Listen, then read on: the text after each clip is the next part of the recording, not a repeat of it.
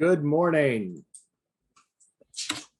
Thank you all for joining us for the Sunday Brunch Club presents Utharian Legends. We are back. We've got a special guest, obviously. Finn is resting and recuperating, and we wish him all the best. I wouldn't be surprised if he tries to sneak into the chat. If he does, yell at him and tell him to go back to bed. He can catch this on the VOD. It'll be fine. I have plans for Robin, and he doesn't need to know them until it's too late. Meanwhile, I'd like to thank everybody for joining us this morning. I know that it's a little early on a Sunday morning for most of the world, so it always means a lot to have folks come and join us here. We're going to go around the ring and introduce everybody. We're going to save our guest for last, so we are going to start with Jess first and foremost, and then we'll rotate around the overlay. Good morning, everyone, and happy Sunday. I am Jessica Skellington, your Lady of Shadows. I play Alma Verfolkt here on Utharian Legends, and that's pretty much all I do now. Because someone had to get a cool new job and, like, not do other real streaming world stuff. Adult behavior. Who would know how to do that? It's like you got a dream job or something. Glory. Hello. I have been tentatively back to streaming lately, so you find me on Twitter, on Blaze Gloriosa, Twitch on Blaze Gloriosa, just all the things. Today I will be playing your friendly half-elf artificer with questionably clothed, I think. But other than that, still Glory, still here. Oh, yeah. I remember where we left off. And I was also wondering, like, the message you posted in Discord. I was also like, I don't understand what you're talking about, but now I remember exactly where we left off. Yeah. Yeah. Anyway, how are you this morning, Babs? I'm good. Thanks for asking. Well, you're next in line, Babs, Sure. so why don't you go next? Hey everybody, it's me, your friendly neighborhood Babs the Bat. I am the chaos coordinator behind Chaotic Tiefling. You can find me here. I'll be streaming, hopefully, the amount I want to stream tomorrow. My last couple weeks have been really just so busy. But tomorrow we should be doing some Minecraft and then some mini painting. Tuesday we should be playing some video games. And then yeah.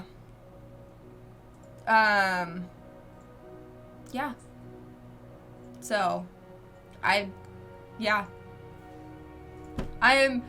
go ahead and because I'm sure Robo will go ahead and talk about his whenever we get to him next. But we are affiliated with Geek Grind Coffee and Friday Tea. We do have codes for those so that you can get a percentage off. The one for the coffee is a whole whopping 20%, which is like oh,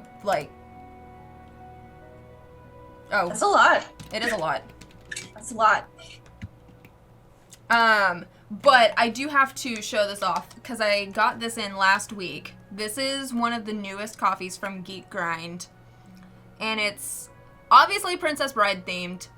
It's called Inconceivably Good Coffee, and that's an understatement. And I'm literally drinking it right now, but it's so good. I got it a week ago, and I have this much left. Like, I might have a problem, but I highly recommend you go get some of this. They also have coffees themed from like Labyrinth and D&D and Pathfinder, all sorts of stuff. And Friday also has nerdy themed coffees that and teas, just teas, that. And one of the things that they do is do synesthesia blends. And so, like, you have teas that are themed with like music, movies, fandoms, the works. So I highly recommend you go get you some good drinkage, and if you use our code, then you also help support this lovely cast and the channel. So, yeah. And that's it for me. I'm sorry I'm awkward this morning. Robo! All right, and Robo. It's me, Robo Goblin Owlbear, Bulbasaur. Hi, welcome to Idle Champions Corner. Today we have a code around here somewhere. We're also having in the spotlight we have Dob, which is one of the new members. Well, not new members. Dob is one of the members of the Oxbenchers Guild. We also have Boronika, which is played by V Muse. We love V Muse, by the way. And I think that's it. They're having something really spectacular coming soon, so you just better stick around for Idle Champions. Also me, I am playing Lunes Velasco, and Druid Circle of the Stars, and also, what am I supposed to say? That's it. Me. That's just where we're at today. I completely forgot to talk about my character, but you know, it's fine. Is there, I'm sorry, are there notable things about your character? Like, she's not a dragon or anything, is she? No, totally not. Okay. It's fine. All right, and finally, our esteemed guest, who has been kind enough to come in and help out, not just today, but also earlier, a couple of months ago, and I'm sure that will come up at some point. Trav, where can we find you on the internet? Oh, hi. I didn't see you there. You may remember me from such things as What Streams They Come. It's Traveler Farlander, and I'm here playing the NPC Gravik Stone Hollow, which cannot be of any surprise to anyone because it's on my character card, on my window. So you can find me on Twitter at TWFarland. You can find me as a recurring cast member on the Dice Fiends podcast. We've got a new show coming up. I can't talk about it yet because he hasn't said anything about it publicly, but soon. And that's me. Oh, me. There. Am I doing it? Okay, yeah. All Babs, right. Drink. You're drink fitting fluid. right in, Trav. Fitting right Okay. in. See what you've Okay, started, everybody. Robo. We're going to go ahead and jump right into things as we left on a bit of a cliffhanger last time, and I feel like it's probably worth checking in with everybody, making sure that everybody remembers where we were. So the party, in an effort to have a discussion uninterrupted by random assorted people that were coming by and the like, Robin had cast Tiny Hut in an alleyway, and the party had ducked into there to have their discussions.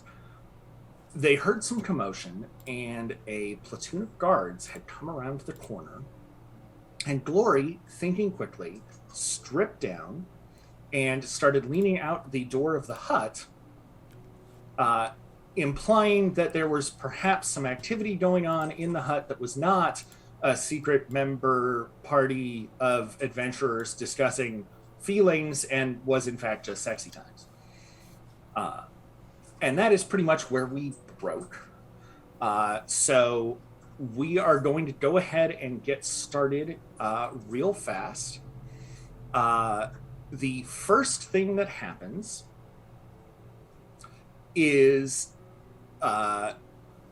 there are a couple of soldiers in amongst the guard that begin to cast magic.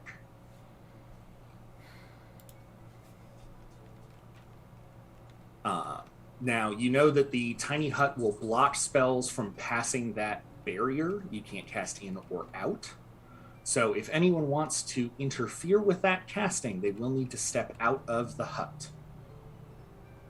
And I will give you all the opportunity to do so before I tell you what happens with the spell. Is that a hint? That is an option. If you would like to step out of the hut and attempt to cast things or do something about what's going on, you certainly may. If you would like to stay within the hut where you are hidden and protected, you can also do that. If you'd like to strip out of your clothes and jump out with Glory, you can make this look like a much more fun party than it has been. I mean, we are Fire Alma today. It very easily could have. No, she's not gonna do that. Oh, summer. You know what? I think summer is actually gonna go a little off-brand, and now I'm gonna save those spell slots because I don't know what level you're casting at. So I should open my character sheet, right? That would probably be a good idea. I mean, you don't have to pull up your character. I don't sheet, have you can to. just wing it. Yeah, I mean, you need it. It's not like we're playing a game of Dungeons and Dragons. Right? What is that? Gross. No. I got a +10 to everything. I don't know. All right, is Only anybody +10? confused? Get on our level. Oh, excuse me. I think Alma is just gonna kind of like move like next to Glory, but still concealed by the walls of the tiny hut. Meanwhile, Glory is just like talking her little tail off. She's like trying to convince these guards to go away. So I have a question for you, Glory, as you are trying to talk, and I will give you a persuasion check to do so. Okay. Is Glory similar to you in that she talks with her hands? Oh.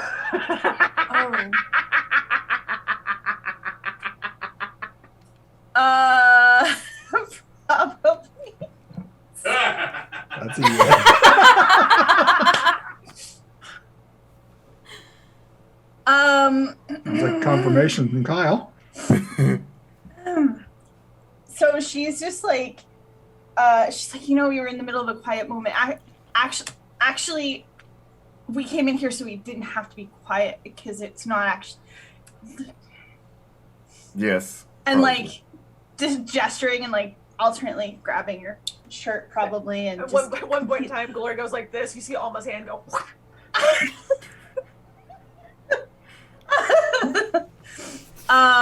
Probably turning like just bright scarlet red, like I am under all of this makeup. But they see the other hand, and it's obviously not a man's hand.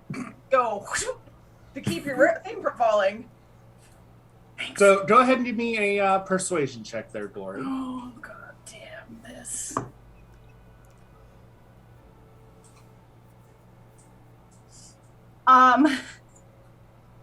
Well, I thought I had my character sheet open and I don't. Please hold. We're doing great. I clicked on D&D Beyond and it like went to our party, and of course that's as far as I got. Okay, persuasion. So 23. Okay. In this sort of explanation, does Glory identify herself, or is it just, "Hey, we're busy here," sort of thing?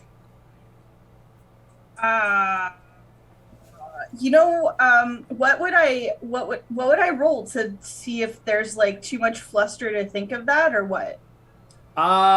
Do a wisdom check. Okay. Because I honestly don't know. We need a distraction stat. Oh, okay. One distraction coming up. No. Oh, I mean, no, keep doing what you're doing, but I'm saying, like, we need in the character sheets a roll for distraction. Oh, okay. We need a distraction, stat right now. Yeah. So that's a 10. So I will say that if you'd like to identify yourself, that is certainly something that Glory probably considered before getting into the embarrassment of, and now I'm half naked in front of a bunch of strangers sort of thing. Yeah, so you probably don't recognize me. I'm gonna start trying to like tug clothes back on, but so I'm Gloriosa, and we're supposed to are we supposed to be here? Out of character? Not here, but Glory around. ducks her head back in. Are we supposed to be here? Are we telling people we're here? Alma's just gonna like, you're just gonna see Alma's hand just keep like handing her articles of clothing. So- Yeah, so my name's Gloriosa. How are you? It's We're your all town is fine very here lovely. now. Thank you. This is fine. I'm fine. Everybody's fine. How are you? Good All right. morning. So 2 spells go off in rapid succession on the outside of the hut. The first is a Dispel Magic, which ends the hut completely. Hang on. Before they do that, I turn myself into a pupper, a big pupper. The Okay. actual big pupper, which is a Rottweiler kind of looking dog.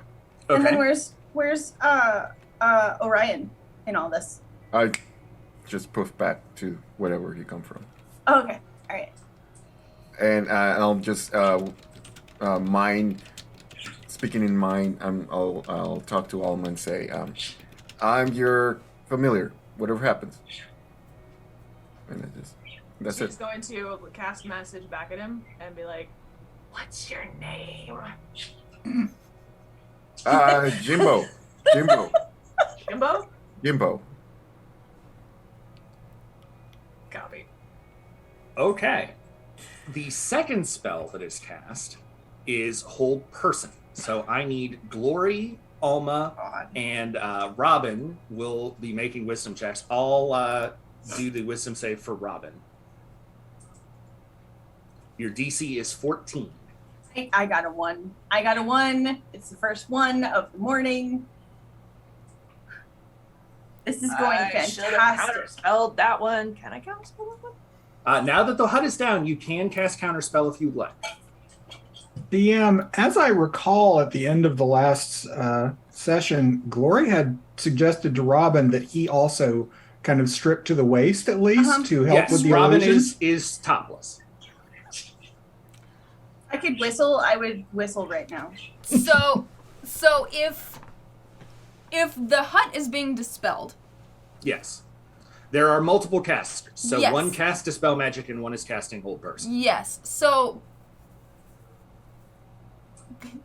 but okay. So Lunez turns into a dog. So Yes. that just like now they So see. when the hut comes down, they see 3 women. One is at least topless, if not completely naked. 1 man who is topless, a dog, and they're all just in the alleyway, having been hidden in a tiny hut until just now. Okay. Yeah.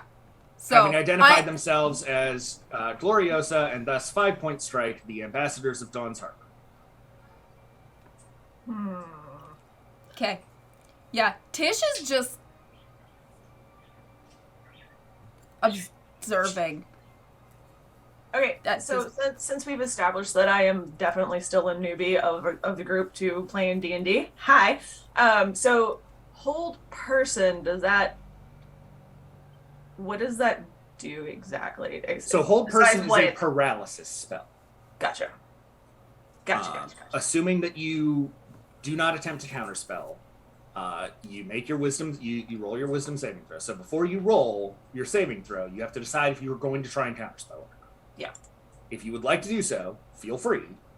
But if you want to roll and see how your wisdom save goes, then you will have missed your opportunity to counterspell. Copy that.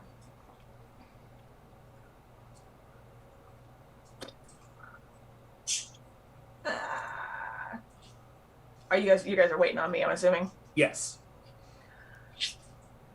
I'm gonna risk it and see if maybe I can pass the check. Okay.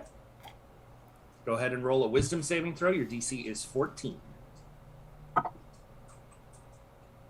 That's a 17 on the die plus 1. 18. All right.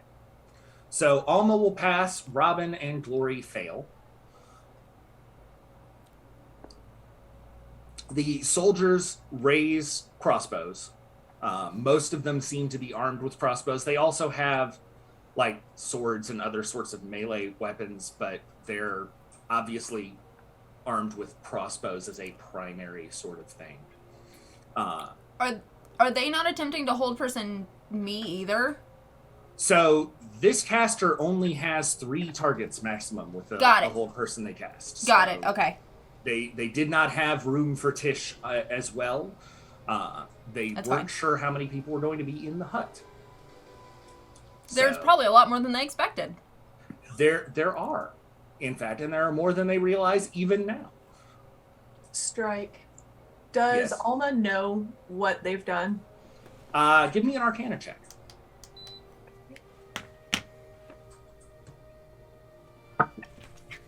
Ew, that's a 9.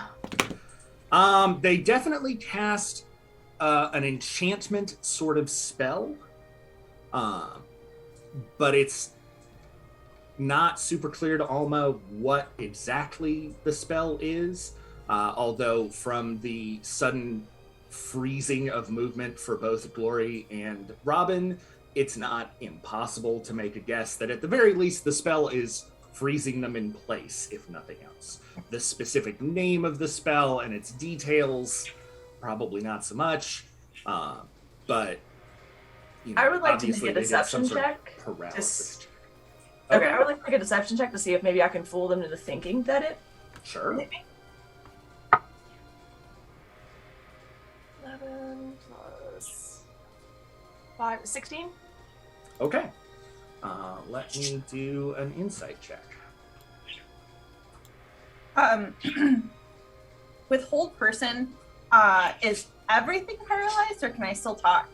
So, paralysis is incapacitation. You cannot move or speak.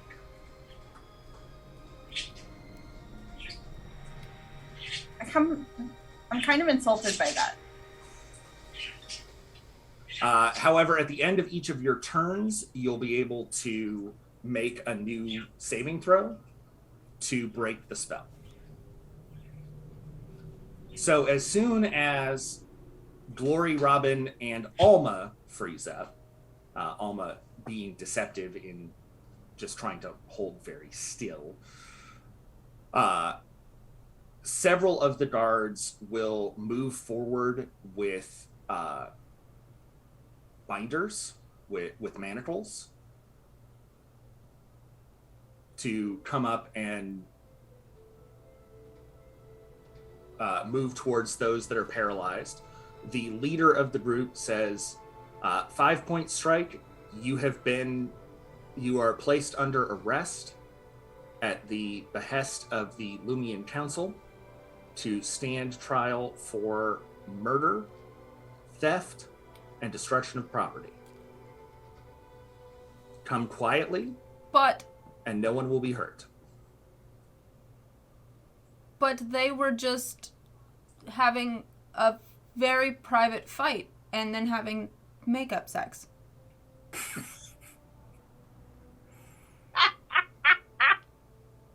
The leader of these guards pauses for a moment and says, that's not an excuse for murder, ma'am. But if they were here having the fight, then how could they murder someone? Oh. The murder happened a little while ago. Yes, it was a very long fight.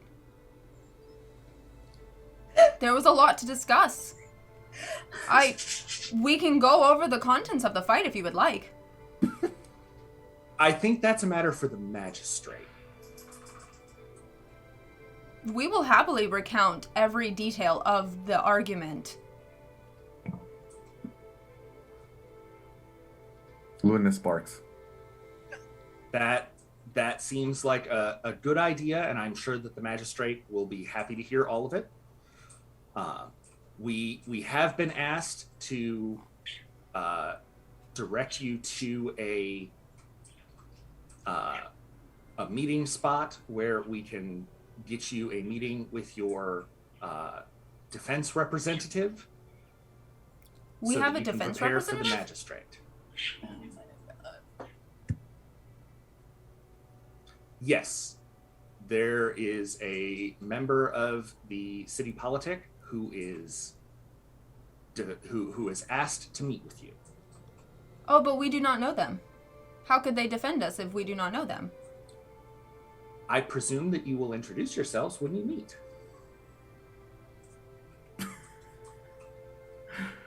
Oh, we're going to jail, baby. Humanoid law is very intriguing. Again, this is how many jails? 2? 2. 2. Just Since laying we started, here. since we half started streaming. Would you mind if before we go, since we have not been bound, for the sake of their decency, can we reclothe our party members? Of course. And Tish will go over and just like really awkwardly redress Gloriosa and Robin. And It is the weirdest mannequin feeling in the world trying to Yes. dress a paralyzed No. person. Yeah. And like Gloriosa, you can tell that Tish has cause Gloriosa wears like an underbust corset and stuff like that. You can tell Tish has no idea how any of that works. It's all on backwards. Yeah. Like the corset is upside down. Yeah. Mm-hmm. Yeah. Yeah. Mm-hmm. So, yeah. And like Robin's shirt buttons are like all not in the right. Mismatched. Yeah.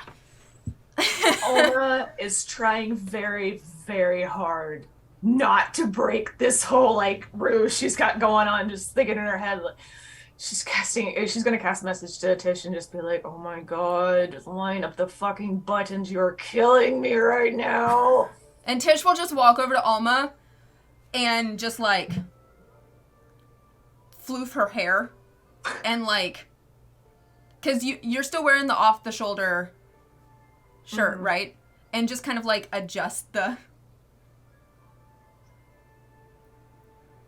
and then, okay, they are decent and ready to go. The guards will help those that are paralyzed to their feet. Glory, if you want to go ahead and make another wisdom save, you can. I would love to.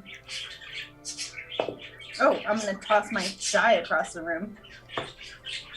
I've done that. Well, That's a 5. Okay. Should toss it across the room. The leader of the guards will look at Tish as being the only one who is currently able to talk. Your companions are spellcasters. If they are allowed to speak again, do we have your assurance that they will not attempt to flee or otherwise harm those in the constabulary? Yes, I will help you tackle them if they try to run away. The guard nods and nods at But they are not criminals. the spellcaster, who will drop concentration on hold person. So Glory and Robin and Alma are released from the spell. Whole lot of good my ruse did. Lunas is barking.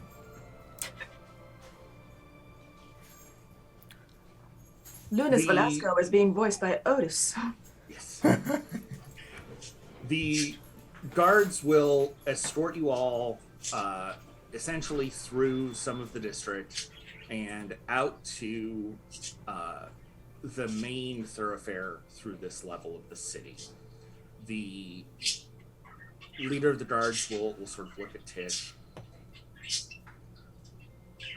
So the meeting is going to be at an inn.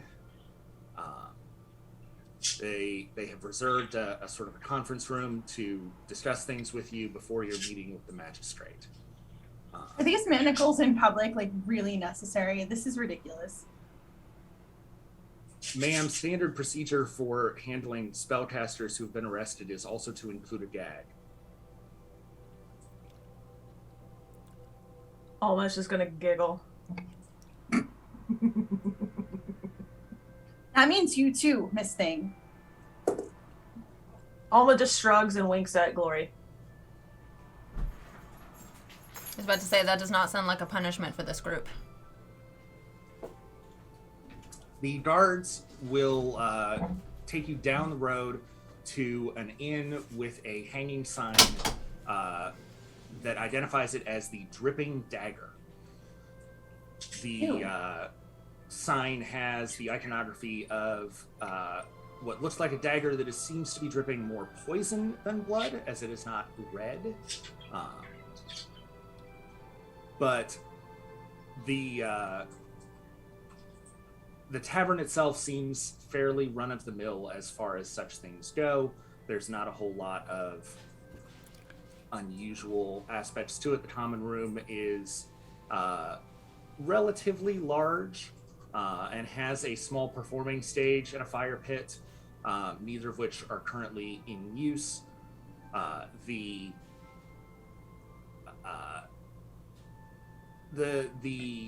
patrons of the inn seem mostly interested in their food and drink and don't even really raise their heads to see the people that are coming in. The guards will remove the manacles before you enter the building so that there's not any impropriety suggested as you go in. And they will lead you to what looks like a fairly sizable conference or meeting room or private dining room sort of room in the back. And I will let Trav introduce his character who is seated at the table. So, what you see is a rather rotund, elderly dwarf.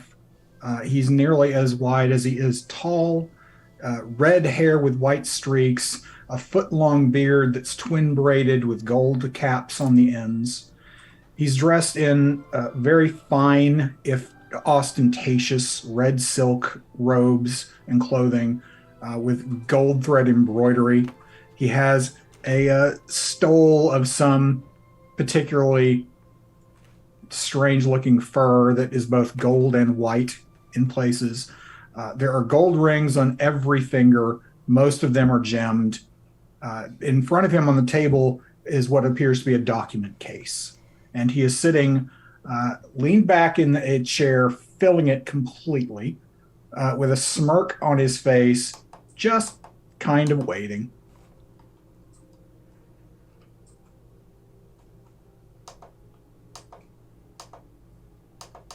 The guards will wait outside of the room, so it will be just the four of you and your loyal canine companion. Where is Lunas? Is he going to sit right next to? Yeah, probably as close as I can get to you. As close as I can get to you.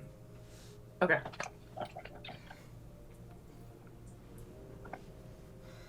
Well, now, hadn't you lot fallen in the midden shaft? Please do. Have a seat. Make yourselves comfortable. So, I'm Gloriosa. Excuse me, where did we fall? The midden shaft. The thing below the privy. Yeah. You fell in shit, lass. Oh. There we are. Indeed, you are Gloriosa. I thought I recognized you, but yeah, introductions do seem to be in order.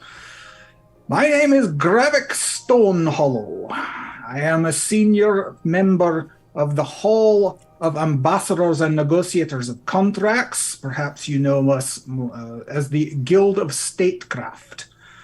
Luckily for you lot, not only am I a senior fellow of that hall, I am also a lawyer. So that's going to be doing double duty today for you, I can see. By the way, your pupper there, if he'd care to go back to his normal form, you can feel free to. And Lunas pops back into Lunas. And aha! So you're grabbing Stone Hollow? I am. Lunez, offer him a cookie. Hang on. Can Hang I on. have a cookie? I actually kind of want a cookie after the morning I've had. Okay, so you're grabbing Stone Hollow. The druids told me to find you. All right. I can imagine why. Are you a good person? Am I a good person? Well, let's see. I'm extraordinarily rich. I'm a member of the government of Lumia. I'm a lawyer. And I did not get any of my money by any kind of honest labor, so no, not a chance in hell, but I'm your friend, so that's ought to be something. Are you a dragon? Not last time I checked. That's a very important question. Okay, if you're not a dragon and you're a friend, here you go. And I hand you a cookie. I'll never say no to that. Thank you, lad.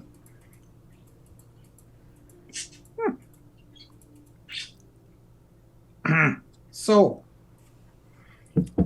he opens the document case in front of him. You've been busy.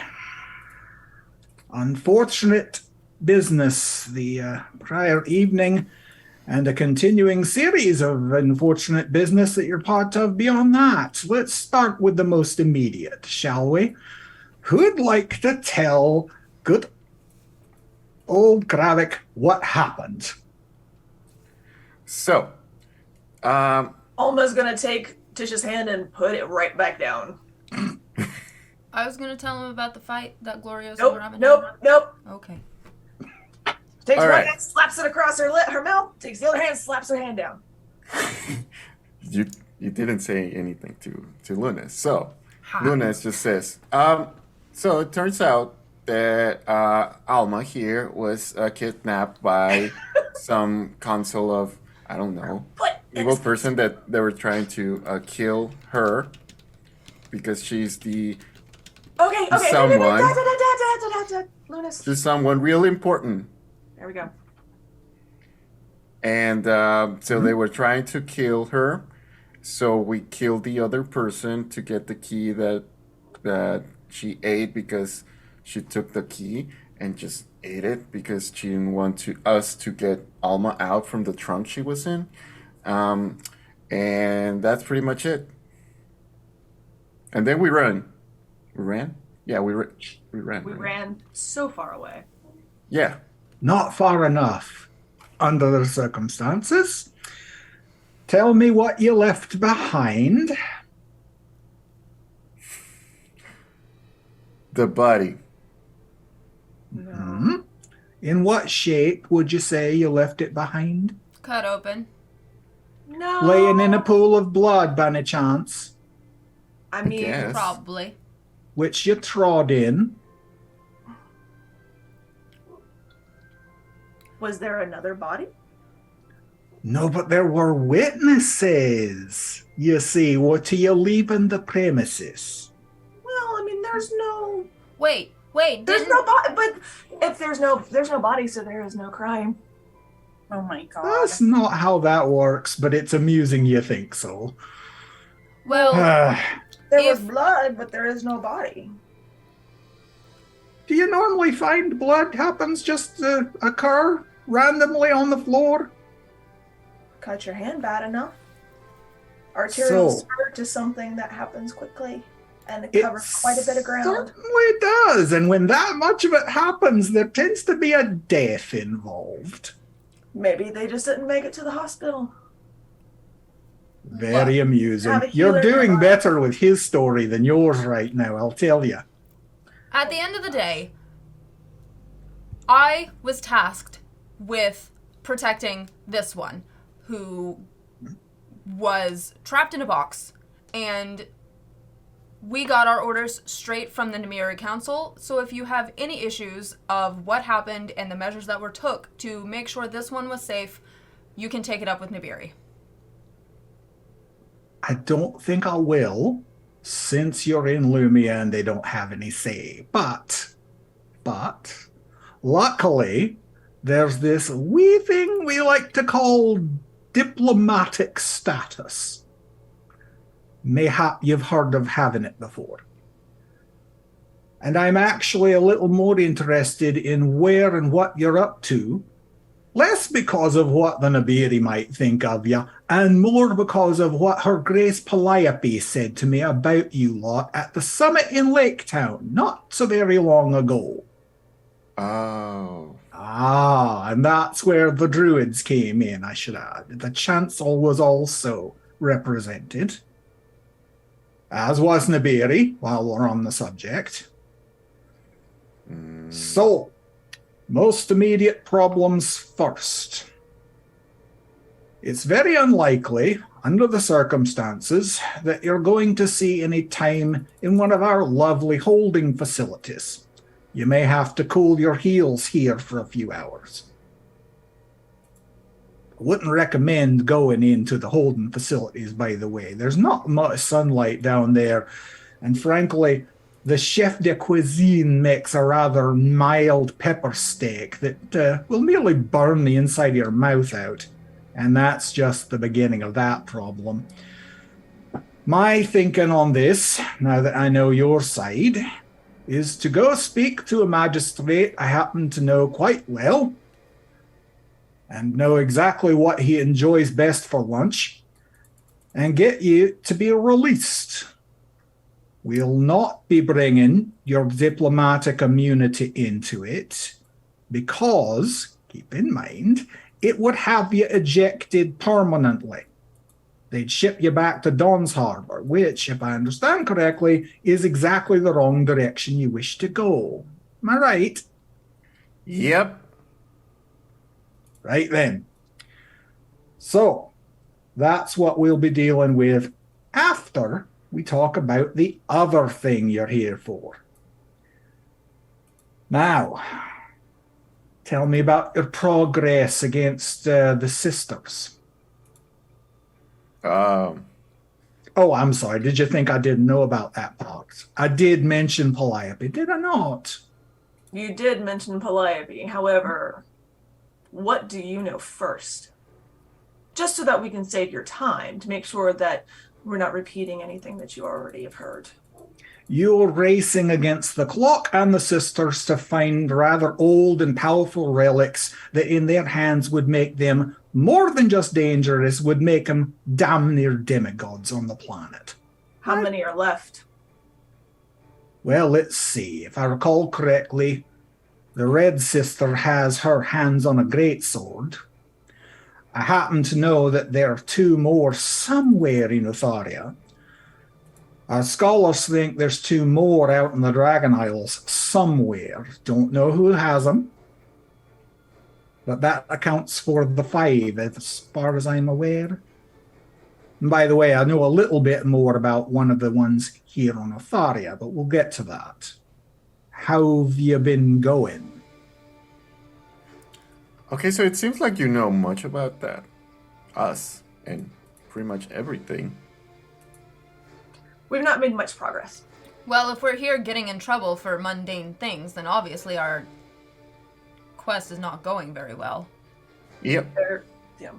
We ran into a former member and needed to help him out in the desert lands. On the way here, there's the kidnapping that happened.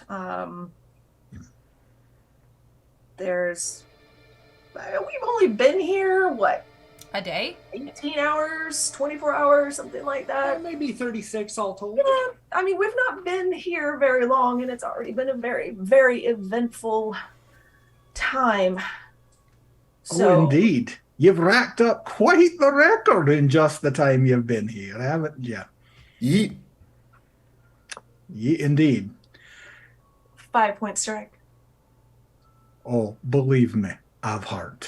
You're exactly as Queen Calliope described you. Me? Take that as you will. Which version? Which version of you? She did mention there might be one of several color palettes to look for. Hi. Hi. While they're talking, like Glory kind of like eased behind Gravik and is like trying to put her clothes back to rights. You could always stand behind Alma because she's like 6'50". So tell me, Sir Stonehollow or Gravik, how would you prefer us address you? Let's start with Gravik and see how it goes, shall we? Gravik. So it turns out. Oh. Hmm? No, go ahead. Any assistance that you would be able to provide us with finding any of the artifacts here would be very much appreciated, because as you did state, we are on a very time-sensitive mission, and we've already lost enough people. People and time. Bit of a diversion to here, I'm afraid. So, in a rather unprecedented display of cooperation between the Guild of Arcanists and the Guild of Records and Histories, the historians of Lumia have determined that, to the best of their knowledge, none of the relics are anywhere in this vicinity. If they're somewhere buried down in the depths, it's farther than even the Guild of Delvers has gone. At least that anyone has come back and recovered anything or telling any stories about. And believe me, when the Delvers come back, we check them to make sure they're not hiding something that can cause problems. I've been burnt by that once too many times. It's not happening again. However, they've also put together some rather interesting news that leads you back to Nabiri. Seems about 2 millennia back, the Nabiri got their hands on a very curious set of bracers. Quite powerful, quite unknown in their provenance, which they took to their finest center of learning and research. Which, if I could tell you the name or the location, I'd love to do, but I can't, because our records have been altered. You might imagine the historians are somewhat put out by that. They don't know how it happened, they don't know when it happened, but it weren't recent. My particular thoughts on that are that the Nabiri have cast some wild-ass spell to hide the name of the place for everyone in the world, to try and obscure where it might be found and what it might be called. Nevertheless, that's what we know about that. So the Nabiri have had the damn thing for at least that long, unless it's been stolen since then, or moved, or worn, or what have you. You know where the Great Sword is. 2 more relics are somewhere in the Dragon Isles, and I imagine they'd be looking for them. Good luck getting to them before they do. Did you know that part, by the way? Yes, No. of course. Wait, what? Yes, of course. Did I hear? Yes.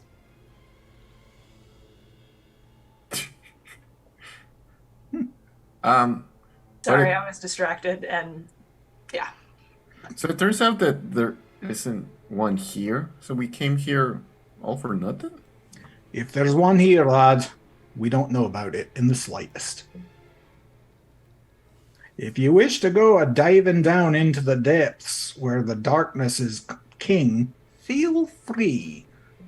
But I'd say, based on what we know, might be a fool's errand. Unless you've got information to tell you otherwise. I think we all can see in the dark. I can't. Oh, well, you could just turn into a bat. I don't think I can fly yet. Plenty enough down there to see, but I'm afraid one of the relics isn't going to be what you find. Okay. Again, so unless you know something we don't. so you're sending us to Nabiri is what I'm hearing. Yep. Lass, I'm not sending you anywhere.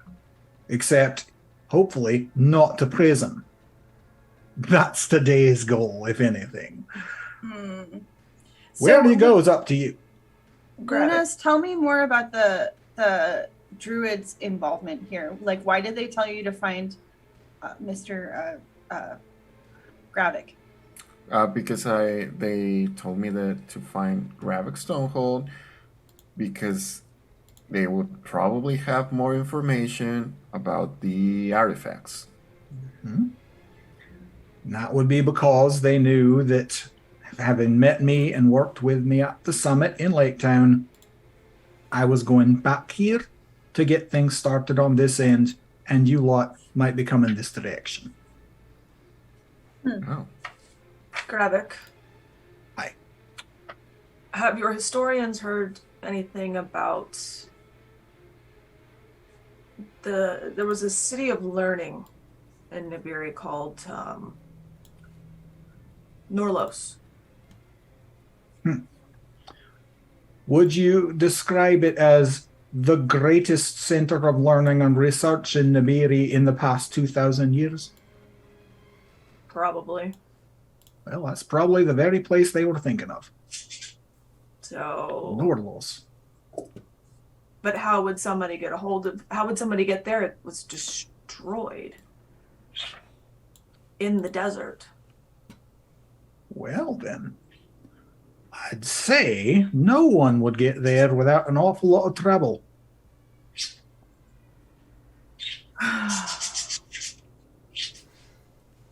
If it helps, we do sell provisions and things like that on the top level in the shops.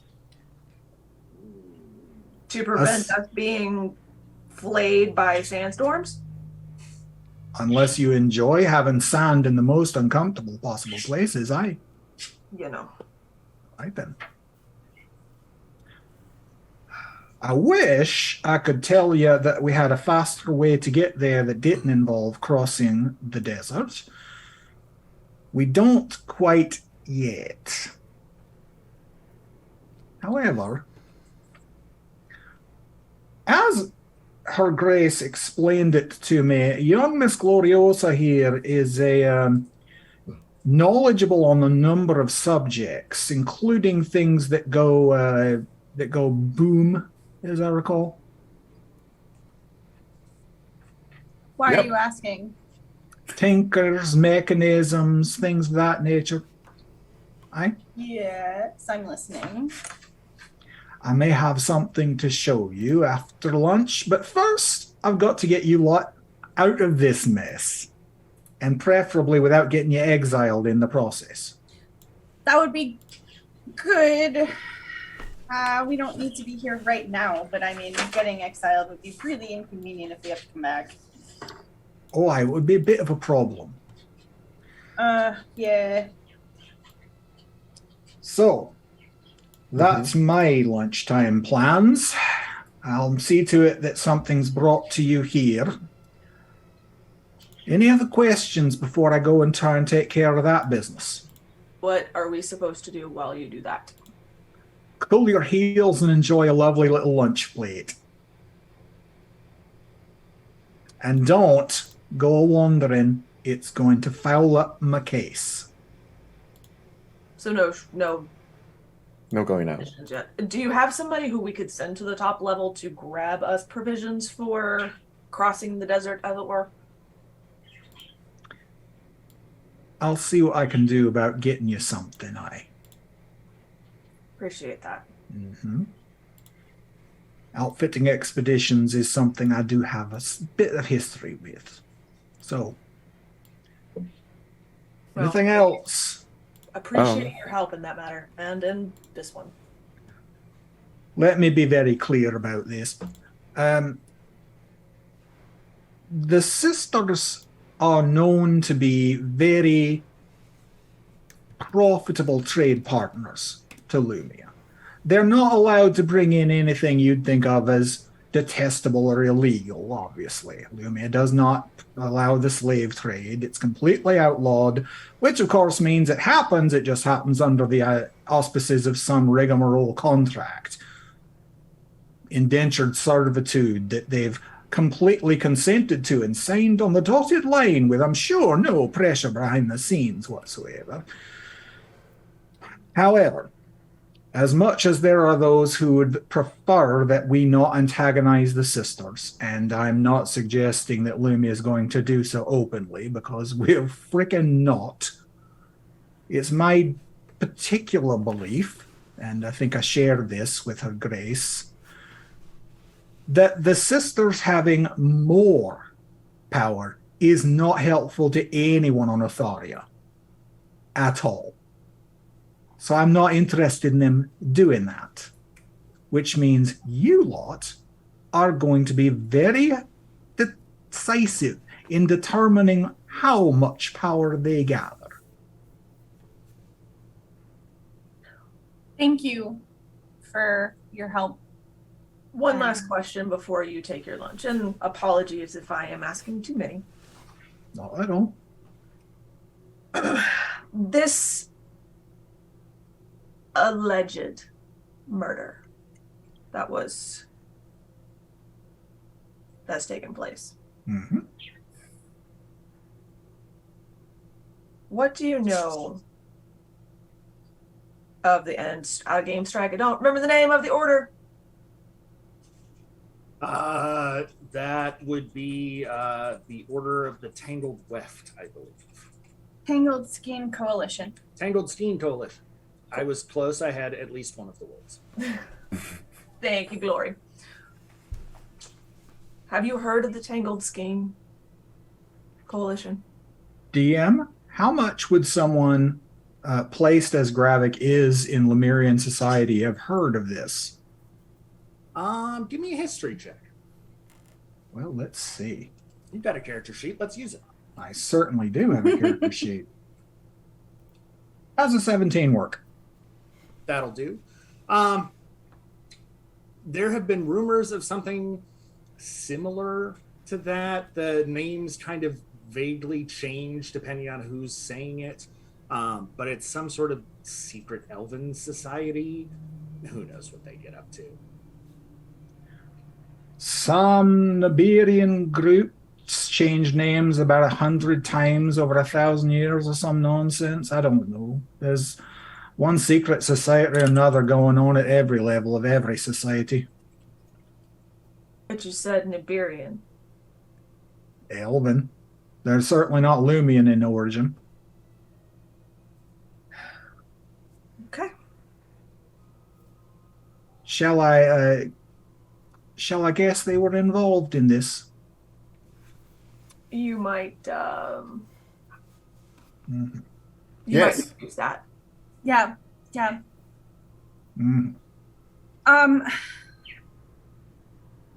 So do you charge for this service or for the provisions that you're offering? Or are you just being generous? Yeah, what's in it for you? What's in it for me? I was trying to be nicer than that. No, it's a That- fair question. I appreciate directness. I don't hear it very often in the halls of the council. Also, Linus, where's my cookie? Here you go. Thank It really is just an infinite bag of those things, isn't it? Yep, pretty I thought much. she was joking about that. Huh. What's in it for me? Well, as I said, I am quite wealthy. My family, also quite wealthy. We are known as the Stone Hollow clan as the greatest architects in Lumia. We craft the finest homes above or below the sands, in the rock, of the rock. An honest pays wage for an honest day's labor. That's what we promise to our employees, which all to me sounded like absolute bollocks because I don't like to work and I prefer to work with my head, not my hands, which is why there's a whole bunch of letters after my name that says I'm a lawyer and I made a bunch of my money swindling and cheating people that way, as well as trade and etc.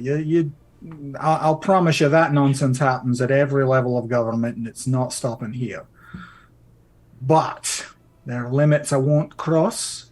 There are things I don't like, and the sisters seem to be involved in every one of those throughout the world.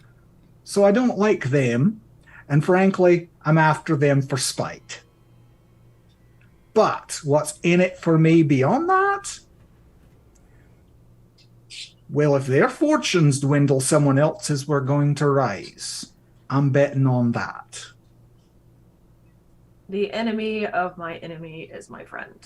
And either way, there's a profit to be made by someone. Might as well be me. Oh. So, is there a charge for any of these? I do normally charge an absolutely exorbitant rate to be a defense lawyer. It's not what I normally do. I normally get to travel to exotic places far off in Utharia, enjoy the cuisine there, as you might imagine a man of my stature would do. I don't spend a lot of time underground anymore because I'm always out traveling and meeting fine people like yourselves all over the place. But here you are in a mess, slowing you down from doing what you ought to be doing, which will benefit everyone far more than you lot, basically withering away 40 levels below the surface. So no, I'm not charging for that because I'm getting something on the other end of it, which is you lot out finding relics that don't belong in the hands of a group of scaled, selfish brats. As far as the provisions go. Again, benefits me if you all survive to find the relics before they do. But there may be even more in for us than that, depending. That'll depend on if I can get you out of this mess without getting you kicked out. So let me go take care of that first, then we'll see what I can do about the last one. Thank you. We appreciate that. Welcome. So you say that you know much about, well, pretty much everything. Do you happen to know about, well, first of all, do you know what I can do, my abilities?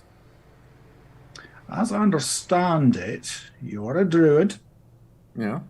I have had you described as a stargazer of some note. Yes. Beyond that, I've never really been much into the druidic faith, so nay. Okay. Is there someone he can visit while we're waiting to hear back from you? Not in the slightest. None of you leaving this room. If you do, you're probably going to get tossed in the pokey. Fair. But is there somebody that you know of who I can talk to about my relatives, about my past, about how can I know much more about my abilities, where they come from? If we can't leave here, Could one of them They come come to to- you? Right. because the sooner he learns this information, the sooner we can be out of your hair, hopefully. Well, there are those who are less into the organized faith and more into the natural studies here in Lumia. Possibly, I could ask one of them to come and speak with you. They're going to be less into the stars and more into the stone, you might imagine. Oh, If you'd find it of value, I could see if one of them would be interested in stopping by. Mayhap they've received a message from the chancel. That could still be valuable, Lunas, yeah. I appreciate that. Thank you. because you never know what information's been written down that was derived from what they saw. Especially if it matches up with anything that you learned at the academy. Yeah. Going to be a couple hours at least. Judge Ironhammer is not exactly known to be quick with his meals, and he does enjoy a fine whiskey after. So, mayhap there'll be time for one of them to come by if they feel in the movement. Thank you. Right? If there's nothing else, I'll be back. Either way, But you What said are we doing for food? you said we get to eat while you're gone. I'll have something sent in. The Nibirians are like, food. Will there be butter? Oh my god. Oh my God, of course there'll be butter. What am I, a barbarian? Are you? No. Are you? We don't have a barbarian. You see a lot of barbarians dressed in fine silks, Yeah, we lost our No. gold rings. Okay, No, thank you the last so time- much. No, yeah, thank you very much.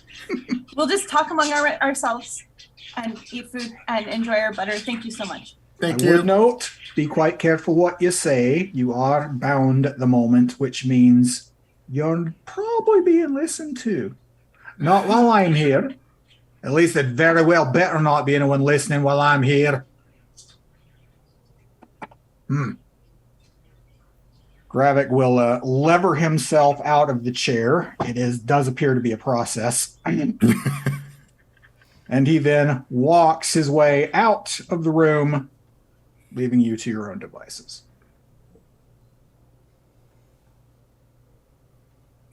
Well, now I don't want to say anything. A few minutes later, food will arrive. It looks to be fairly basic as far as such goes. There's a loaf of bread, butter, and oil. There's a plate of meats and mushrooms, as opposed to meats and cheeses. And it all seems well put together, but not particularly high end as far as repasts go. No mushrooms for you, Tish. Oh. They left Yeah. off the cheese? There's I no can make it cheese? taste like mushrooms if you want. What? That would Well, make some the of it whole- taste like cheese. I think the whole point of the mushrooms was to help things taste better, but then like I ate that one mushroom and it didn't go well. So I mean, depending on what kind of mushroom you ate. Did you eat the ones with the spots? Did you eat the spotted mushroom, Tish? we ate the one that was supposed to make the one thing taste better.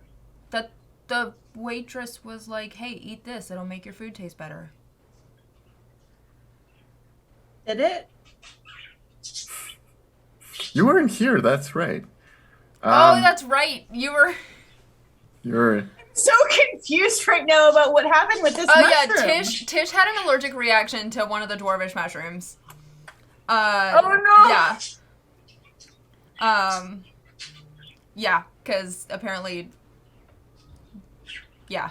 That happens. So, do any of the mushrooms on this charcuterie board look like the ones that they serve for the flavor booster? Give me an intelligence check. Oh no. No. Just straight Or a intel. nature check if you have that. So Gloria is still like.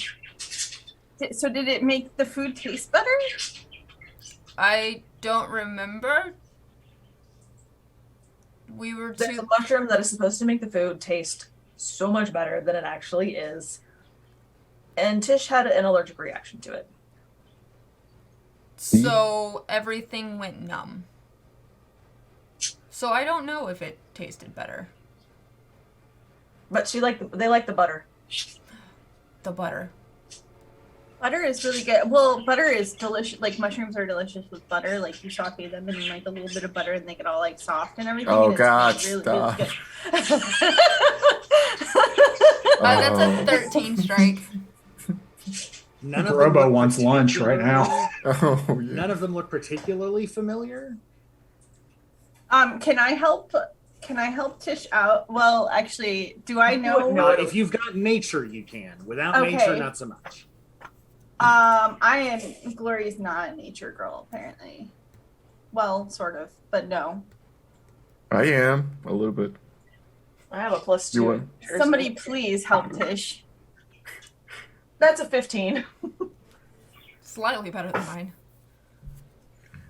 Let's go, Lunez. I'll use I'll use one of my my portents, and now it's an 18. So Alma and Lunez, you're pretty sure none of these are the tasting mushroom that was referred to. These appear to be a lot more common, sort of like button mushrooms that are just eaten for their own taste and texture as opposed to for their other effects. Okay. To be fair, I had a little bit to drink and was a little distracted, so I don't think these are the And ones then that you are got the kidnapped. problem. And you got kidnapped. Everybody's making a fuss. What do you mean, everybody? Oh, you know what? We landed here because of the whole, like, there was a series of events that landed us here and started with you getting kidnapped. So it's kind of. Maybe we shouldn't eat mushrooms. Maybe that's what it led to this. Yeah, Rory's just gonna deadpan look at all of them and just grab a mushroom and go, And now we gotta kill another person. Yep. So all right, so I'm I kind of wanted to ask people do I want to say it out loud? Do I not want to say it out loud? I don't think you should. Well, there was just I have questions about the information we just received. I really need to talk to you about it, but instead I'm going to enjoy a delicious mushroom. Yep. If you've had more questions, we can always call Mr. Stonehollow. I like how direct they were. I don't want to talk about it around Mr. Stonehollow. But they might know more about whatever it is. It's true, but my questions are about some of the information that he just gave us. That doesn't add up with previous information that we just got. And that's all I have to say about that. I don't think we can trust him, but I do think we can trust the information he provided. Does Where's that make Robin sense? in all of this, by the way? Is he like still, did they accidentally leave him paralyzed? Robin has been under the effects of hold person. Okay. It seems to be lingering. His eyes are wild, but everything else not so much. This is And probably that the is, longest Robin has ever had to go without talking. Yeah. Oh my god, he's probably dying. Extend spell is a heck of a meta magic feat. Let me just throw that out there. I am going to go ahead, though, and throw us to break at the moment so that we make sure that we get all of these things taken care of and everybody in good shape. So get up, stretch, get some water, use the restroom, maybe get some food. I know that people are getting a little hungry. So get that all taken care of. It is about 1:15 on the East Coast here. So we are going to shoot to be back at 1:30. But Welcome back, everybody. Thank you for bearing with us on that break. I hope you refreshed yourselves, picked something up. I saw a lovely charcuterie plate on Twitter and then teased Trav about it. So I've had a busy little break, and I hope everybody has got something to drink and gotten up and stretched and done all of those good things. We are going to jump right back into it.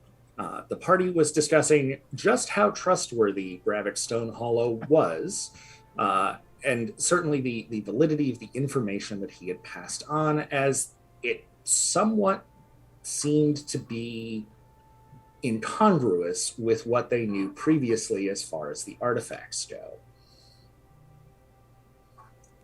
They were seated at a sort of private dining room in an inn called the Dripping Dagger. Ew. And the in the definitely not bugged, not being scryed on, certainly nobody has any listening devices in here sort of location. Because, due process, it's important. And I think that is where we will pick back up. Robin is still, unfortunately, struggling with the hold person spell. He has given Alma a look a couple of times like, don't you have dispel magic? Couldn't you fix this? And I think Alma is just kind of studiously missing the signal. It's funny, she's telepathic and can't quite figure out what Robin wants. You're going to want to learn that variation of the spell. I don't think I have Dispel Magic. I think I actually didn't check. I think Robin might have just like given up trying and fallen asleep. I do have Remove Curse. Yeah, not actually going to work for this sort of thing because it's not technically a curse. Right. So We could So- help them, but we don't want to. It's like, Do you really want to? Otis says no. I was gonna say I thought Himbo turned back into Lunis. Himbo. So we're still eating, and we're waiting. Do you think we're going to jail again? No. Okay. Because I don't want to be in jail again. It's just When were you in jail? the one time we were A little waiting. while. I don't. Yeah, we were waiting to go into the oh wait, I'm not supposed to say that, right? Because people might be listening. Mm-hmm. Best thing to do is just gonna be eat in silence and not say anything. They can listen too. And I just whispered to Tish. So we were in with my telepathic thing. So we were in jail while we were waiting to go in to meet the queens and the princesses and back in Downs Harbor. That was it, right? Out of character. We were Because accused. we were accused of being doppelgangers. Yeah. Oh yeah. Oh, that's right. Yeah. We didn't tell them, which, is a thing. While we're eating, Gloria can't really deal with like just plain silence, especially after being with Rob, like being around Robin so long. So she's just gonna pick one of his like shanties or whatever, one of the songs that Robin sort of sings idly, and just sort of like sing it herself, probably a little bit out of tune. I don't know how good her singing voice is or whatever, but probably like, humming something that Robin would normally hum like during a quiet moment or whatever. You're my wonderwall. Uh-huh. I said Well, maybe. Yeah. What, performance check? Yeah, Do that I sounds wanna- like a performance check to me. The last time I did a performance check, I got traumatized. So That's why I'm calling for another one. Do you think Robin plays Wonderwall? I think Strike hates me. Yes. I feel like he but- has to be one of those guys that plays Wonderwall when he's rambled on and said, anyway, here's. Wonderwall. Anyway, yeah. And also I- Freebird when he's really, really drunk. Oh. But only the extended version.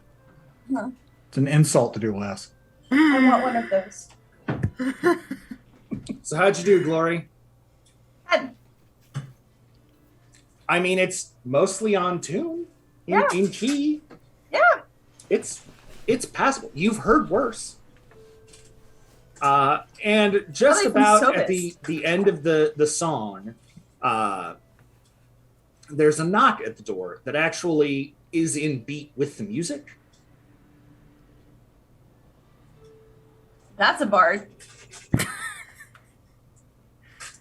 The door sort of creaks open, and a young woman, probably half elf by the look of her, sort of leans in and smiles and says, "No, I went into the respectable trades, but I always wished I could."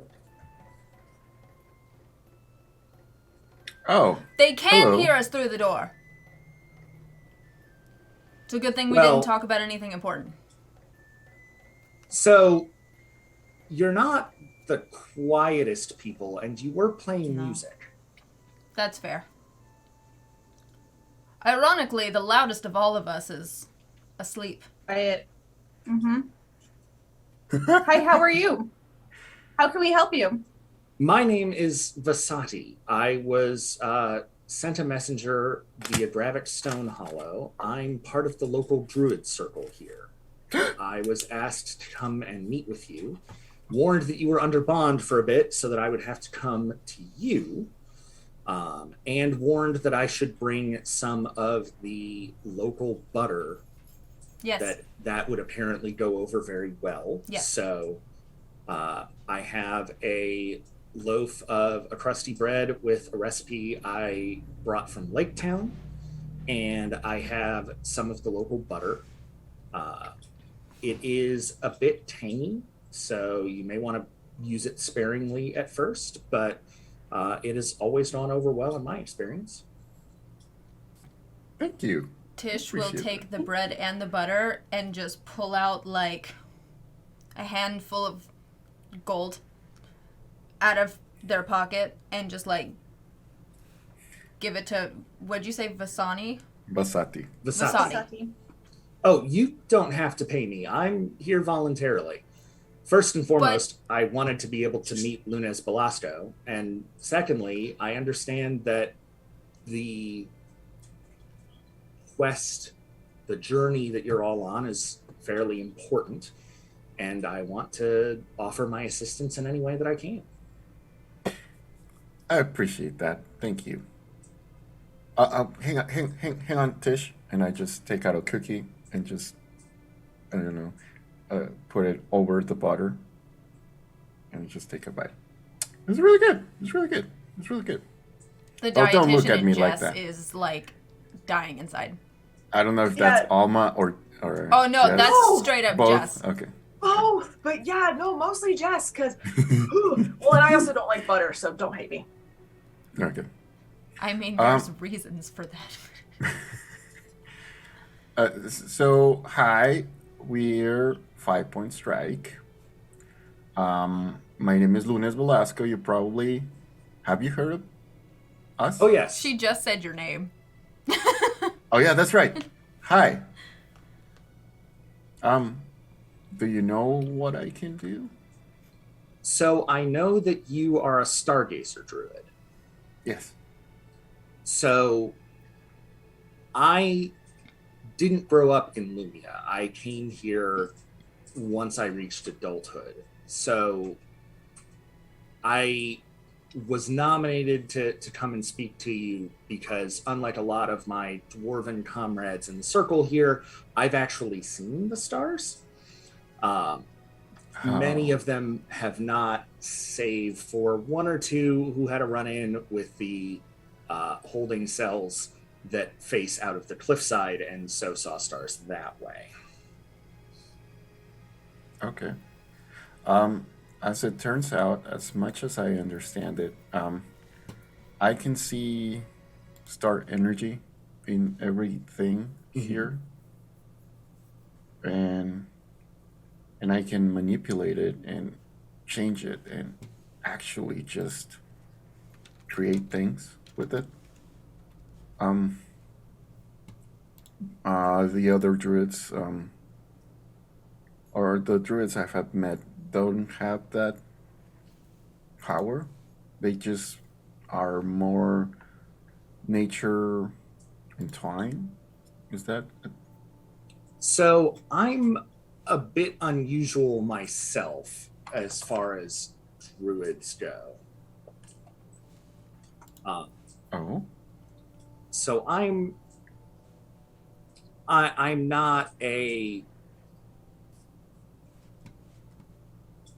circle of the land or a circle of the moon druid. I'm actually a wildfire druid. Oh, what is that? We identify primarily with the cycle of destruction and renewal. Have you ever seen a forest fire? I have. Obviously, it's a very destructive thing. There's fires that burn through and destroy and can ravage a place. But in their wake comes a renewal and new growth and a chance for things to improve and do better. And druids like me try to promote those sorts of at least somewhat controlled destructions that lead to better futures. Like a demolition of something old to make way for something new. Yes, exactly. Oh. But and how do you see the magic around you? We've always felt that there is something very primal about nature in general, and it is more than plants and animals, as so many druids think. It is a thing that is part of everything, whether it be the stone, the plants, the animals, the sky, the stars, and even other places beyond. There is that spirit that infuses all of it. And each druid sees a different aspect of that spirit and takes a different route to connecting with that spirit to summon their abilities and harness them to do what they feel is the right thing to do. So you're saying that we're all connected? Yes. It's something? Very much so. The fact that you can see the energy and the spirit within the stars, something as distant as that, tells me that you have an amazing capacity for understanding and empathy, because you don't have to be able to touch and interact with it directly to understand it.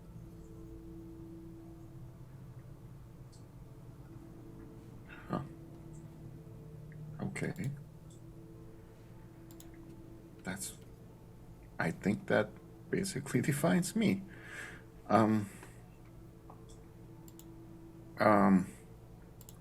So why am I the only one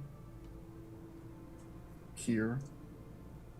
I think the better question is, why are you the only one you've met? Are there others like me? I haven't met any yet either, but I've read about them. There are druids who find the spirit within dreams. There are druids that find the spirit within the stars. You are not the first that I have ever heard of that can find that spirit among the stars, though you are by far and away the most renowned of them. Yeah, there's nobody like you, Lunas. There's nobody like you. You don't have to be a druid to know that. No, I mean, yes, but like, I love you, Lunas. I love you too. But I just wanted to know if how come I'm the only one in my family that I can do that? I know that somehow, I just think maybe in my dreams that I dreamt to see someone like me, but in the past, and they had the same abilities and eyes as I do. You see that this is weird to explain, but my parents have brown eyes and my eyes are teal. But I'm the only one I guess I'm the only one that has these eyes. Well, something I've learned in just being a part of circles of druids in general is that often the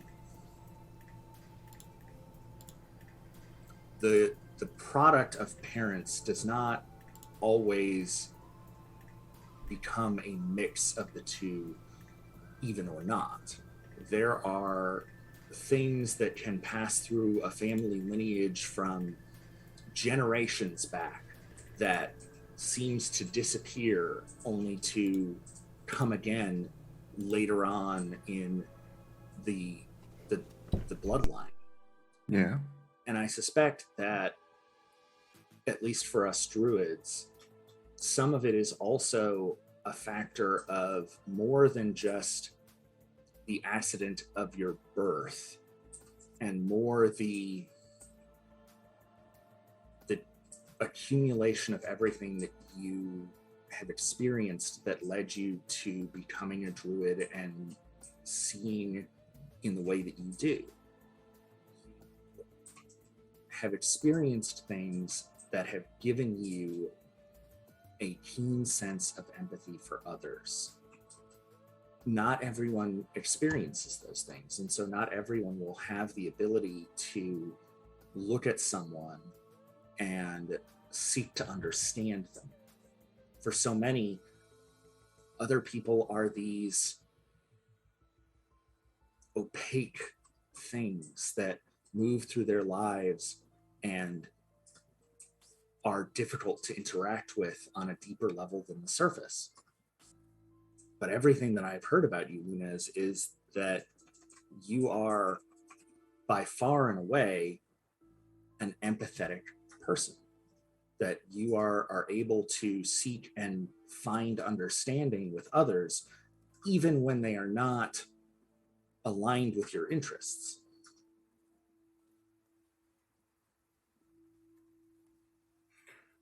Yeah. I feel like that sometimes is a bad thing, because I just hope that people are good, and sometimes I could get hurt. Sometimes my loved ones get hurt. So that's not something I'm so proud of, because I cannot see over that hope that I have.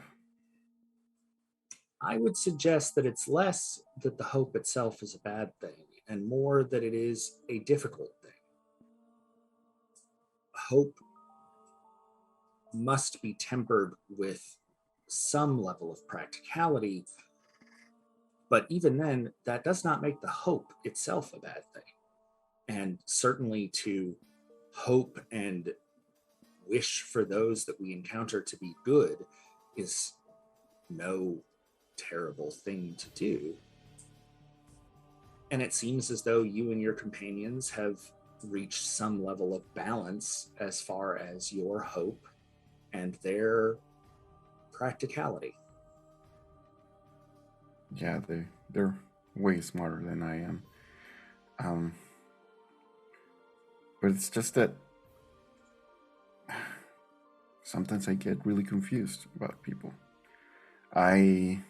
You might have heard of this, but ever since I came back to life, I just felt like something was changed inside of me, and I just don't want anybody to get hurt, anybody I love to get hurt.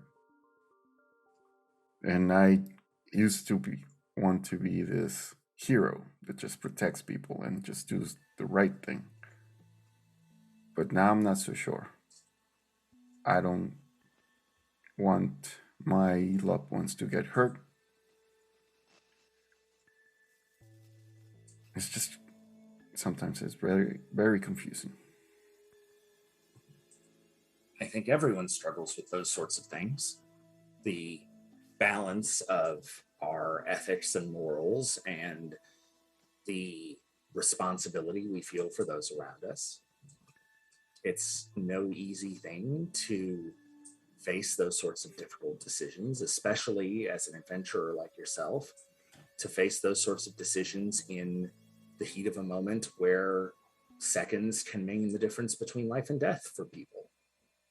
It's a significant thing to be able to make those decisions at all. And I have a feeling that you make the best decision you can with what you know at the time, and that's all any of us can do.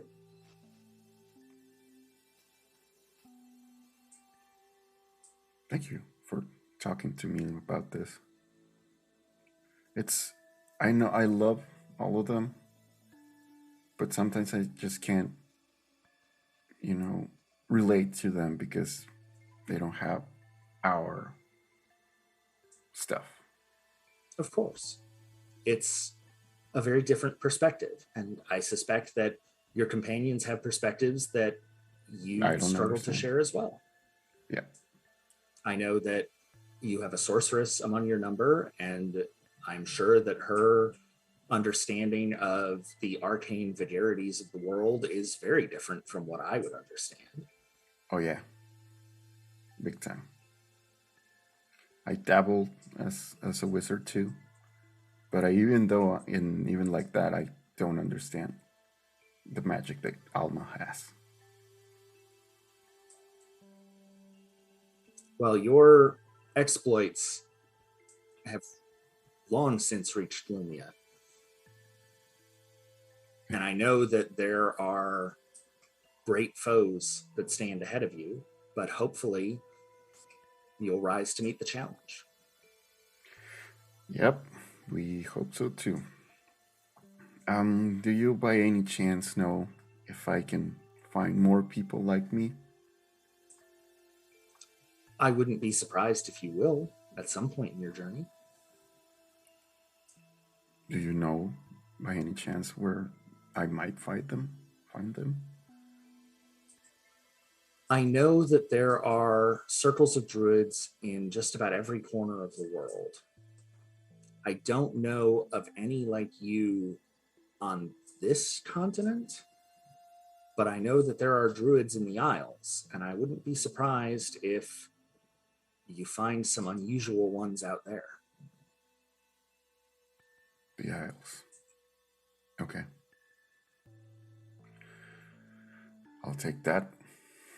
I'll note that. Thank you so much for talking Of about course. this.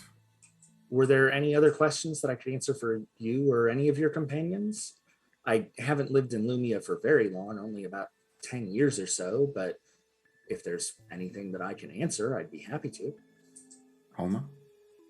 Also, Where he's a were you cookie. before? Lake Town, born and raised.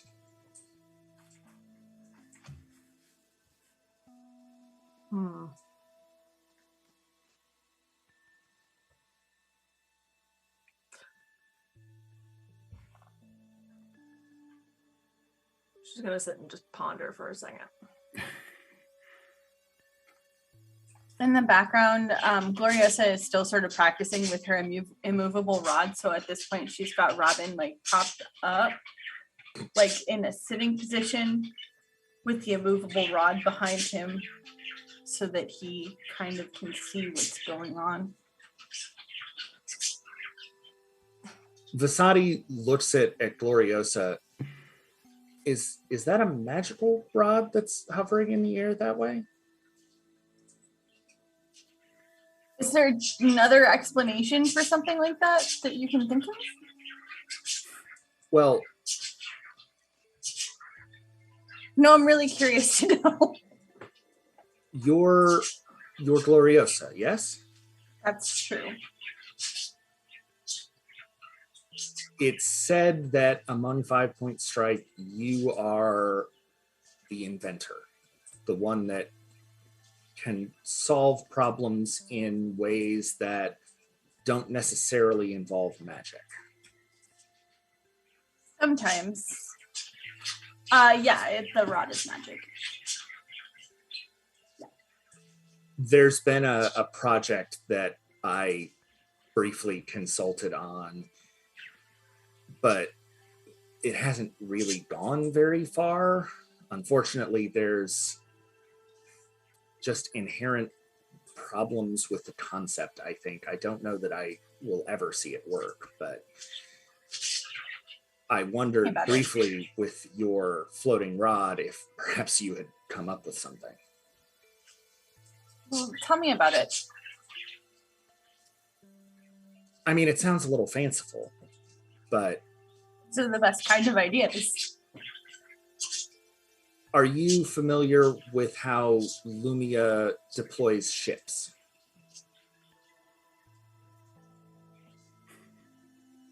No. Am I right? DM, they don't have like stone ships, stone submarines or something, right? No. Okay.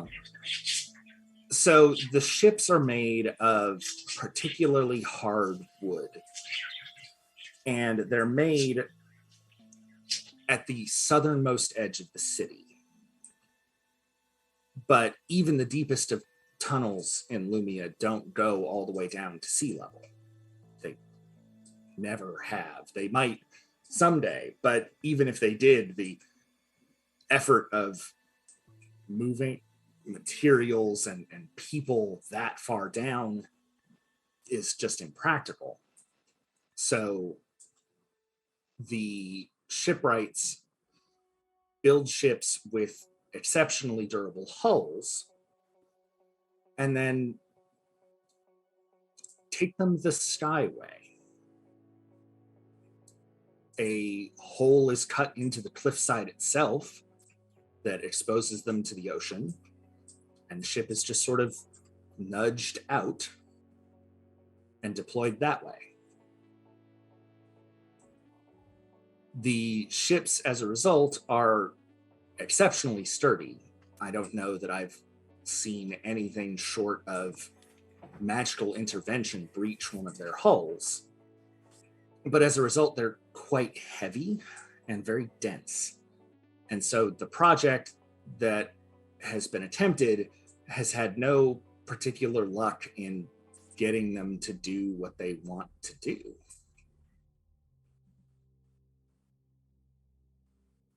They are trying, though they have not had any success, to build a ship that will sail in the air instead of the sea.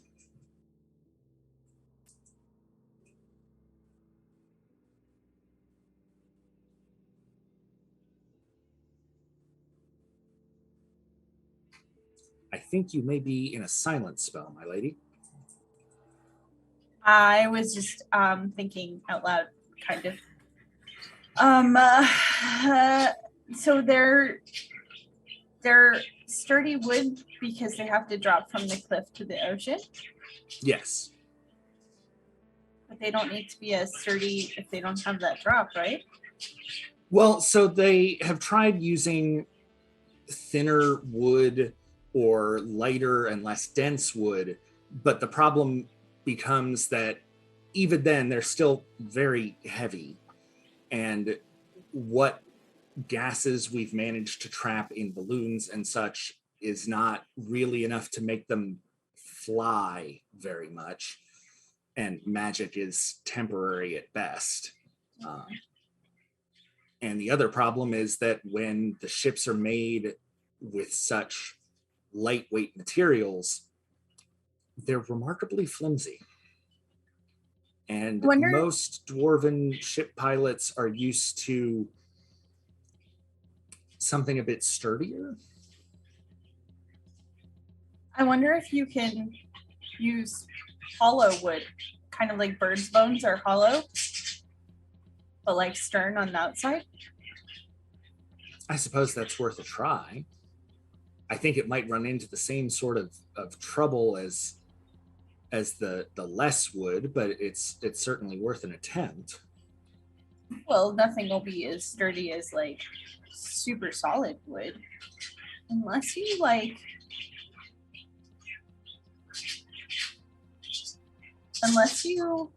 have, well, I don't know if you can harden it into or like grow it around.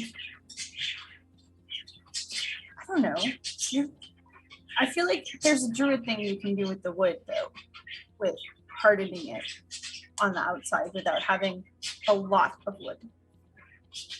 So that was actually the reason that I was brought onto the project, was to sort of use some of my druidic magic to sort of burn some of the wood in an effort to harden it and make it more durable. But the problem seems to be less that the wood is too hard or not hard enough, and more that the density is just wrong. The lightweight woods that would be more practical for flight, even with hardening, are still very subject to piercing and the like. And ultimately, the concern, especially now that these dragons are a worry, is that aerial combat may well become a needful thing. And dragon claws are quite capable of shredding quite a few things. We wouldn't want to put a crew on a ship that's going to topple out of the sky at the first sign of dragon.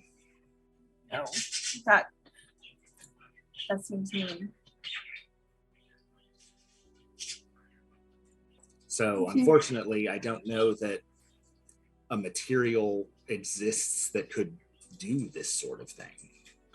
Glass. There's those glass structures. Oh gosh, I don't remember what they're called. The glass structures that you can you make in a very high temperature. You heat it up. It's usually in droplets, and then the front part of it is you can do anything to it. You can beat it with a hammer. You can smash it with a troll. Whatever. And as long as you don't flick the tail of it, you're fine. We may have to try glass. It's definitely something that hasn't been attempted before. There are droplets of glass that you can study. Oh goodness. Anyway, that's where I would go with it. I will pass that along to the engineers and see if they can come up with anything. I think the elves have some sort of like thing to, they always have some sort of thing, but they're really bad about sharing technology. So you could ask, but I mean. It might be worth asking. Certainly they have a wider variety of woods than we do. It's true. But glass is just an amazing material. You don't think it would be too frightening to be in a flying ship with a hull of glass, would you? Well, you don't have to make the glass transparent. That's fair. I think it would be terribly intimidating, actually. If you have this fleet, imagine it, if you have this fleet of huge ships gleaming in the sunshine coming at you over the mountain, and all you can see is the smoke of their hulls. And you know that they're about to rain destruction down on you. And you can't do anything about it. You can't chip their hulls. You can't crack them. You can't knock them out of the sky.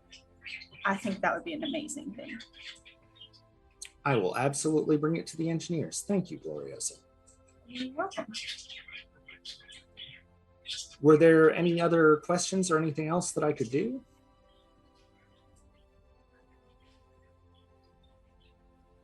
Well, I know that Sir Stonehollow is speaking with the magistrate as we speak, so hopefully that goes well, and you don't have to worry about being in any of the holding cells.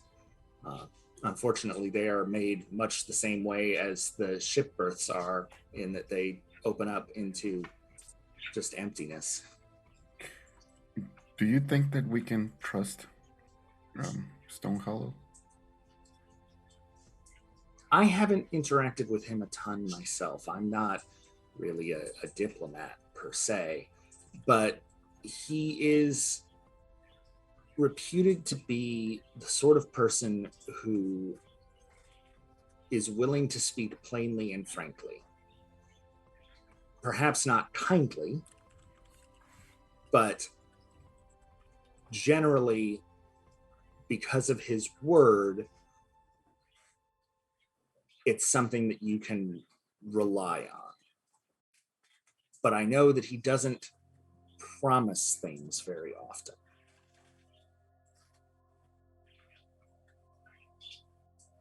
Is he known to be fair? Not especially fair. He tends to be the sort of person that is interested in justice in a broad sense of the word, but is more interested in how that affects him directly and those that he cares about. But I don't know that many people are all that different. Good to know. Well, us going free directly behooves him, so. That's what he says. I mean, we stay here, we're guaranteed to fail our mission, and then therefore he gets what he doesn't want. He lets us go, and we have at least a fighting chance. I mean, and additionally, if you are successful, then it becomes known that Bravik Stonehollow is the reason that you were able to continue on your quest and succeed, and he becomes a hero of sorts. Additionally, there is also at least an implied sort of favor owed when someone does you a large gesture such as that.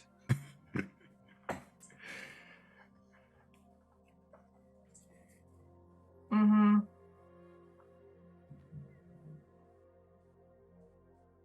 Some But that interesting said- definitions of heroes around here lately. Well, the dwarven word for hero implies less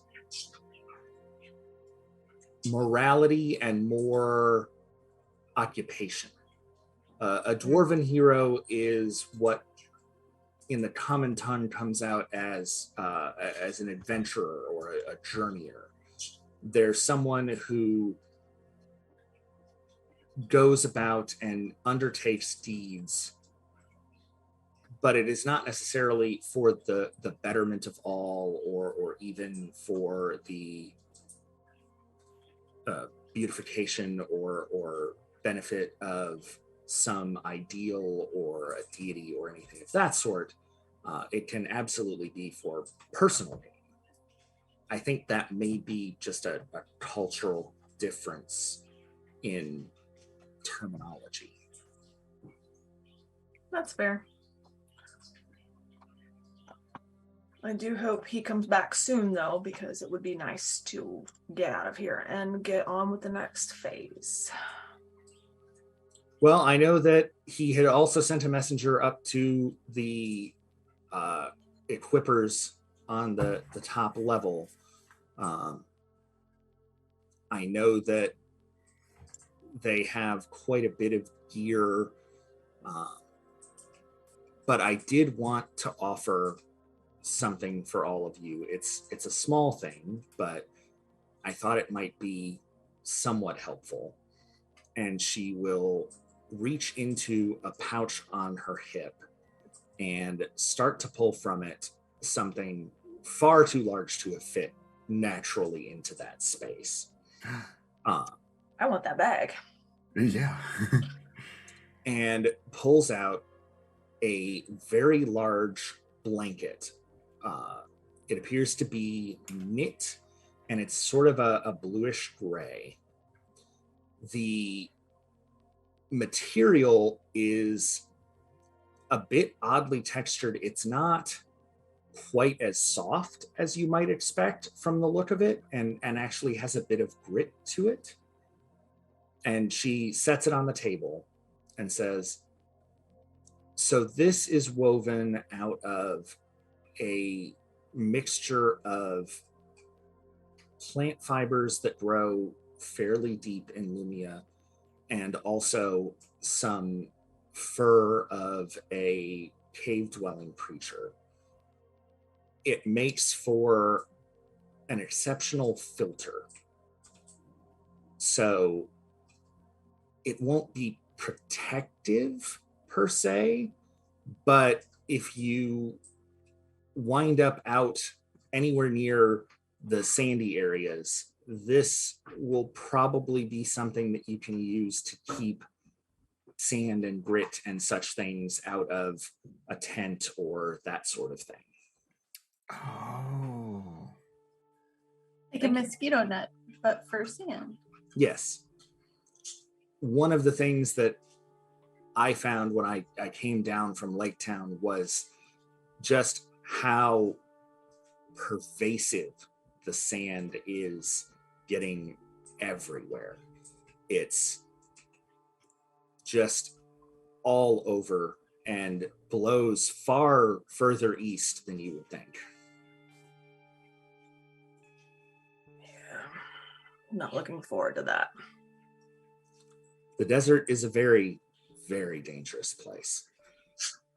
Hopefully, if you do journey in, it is not terribly far. Yeah, that's the hope. Again. It is coarse and rough and irritating. Well, we appreciate your help and thank you so much for all you told us. Of course. If you need of anything else while you're in the city, feel free to send for me. And hopefully your journey is successful. Thank you. Thank you. And with that, she will depart out the door she came in. Bye. Bye. Good luck with the ships.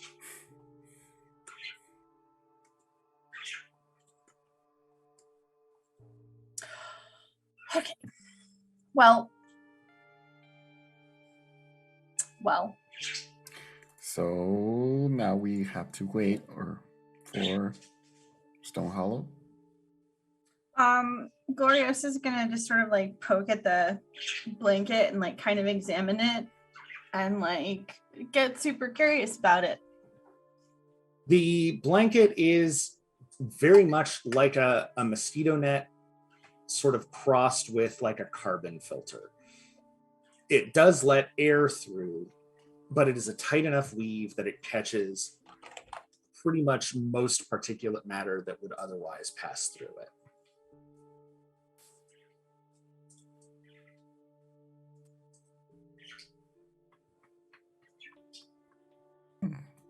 Okay. How's it coming, Gravik? It's probably another good hour or so after Vasadi leaves before there's another knock at the door. Come in. Ravik will enter at that point. Rested? Bored. Full. Good food. The food was good, thank you. Oh, good. It did arrive. Gravik walks over it to Robin. That spell doesn't normally last that long. I think he fell asleep. Yeah. I have heard on the rare occasion that if a spell does last this long, you should consult a medicine, but he's probably fine. Consult your cleric after. If it lasts for 4 hours, a bit problematic when it happens, but he's fine. So, good news and bad news. I always start with the bad news. Okay. Judge Ironhammer is still a boorish lunch conversationalist, terrible companion, likes to linger over his whiskey, the son of a... Anyway. Good news is, self-defense or defense of others is an affirmative defense in Lumia. You lot are off. So, what's that? Pointing at the blanket. It's a security blanket. We just got. Yeah. Some sort of druid security blanket. I don't know. Yeah, it keeps the sand out. One did arrive. Good. Right then, that'll help with the rest of the provisions, I suppose. That's being set up above. When you're ready to leave, well, you can.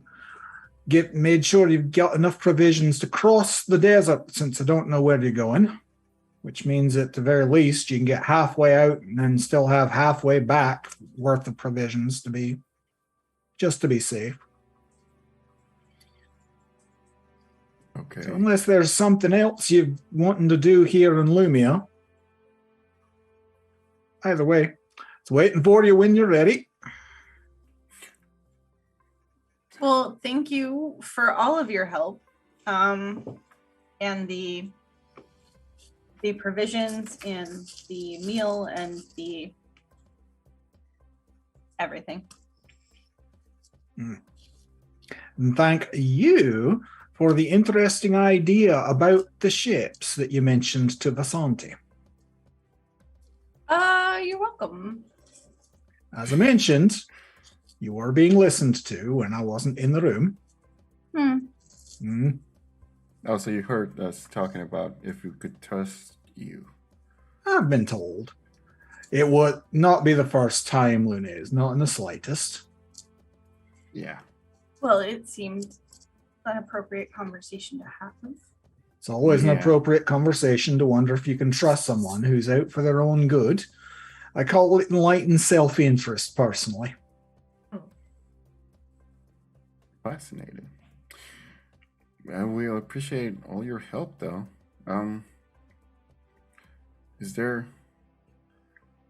I think we should go to Naviri now? Yeah, we probably should. Alma, you okay? Fine. I'll be fine. We need to go back to the inn and go get our stuff.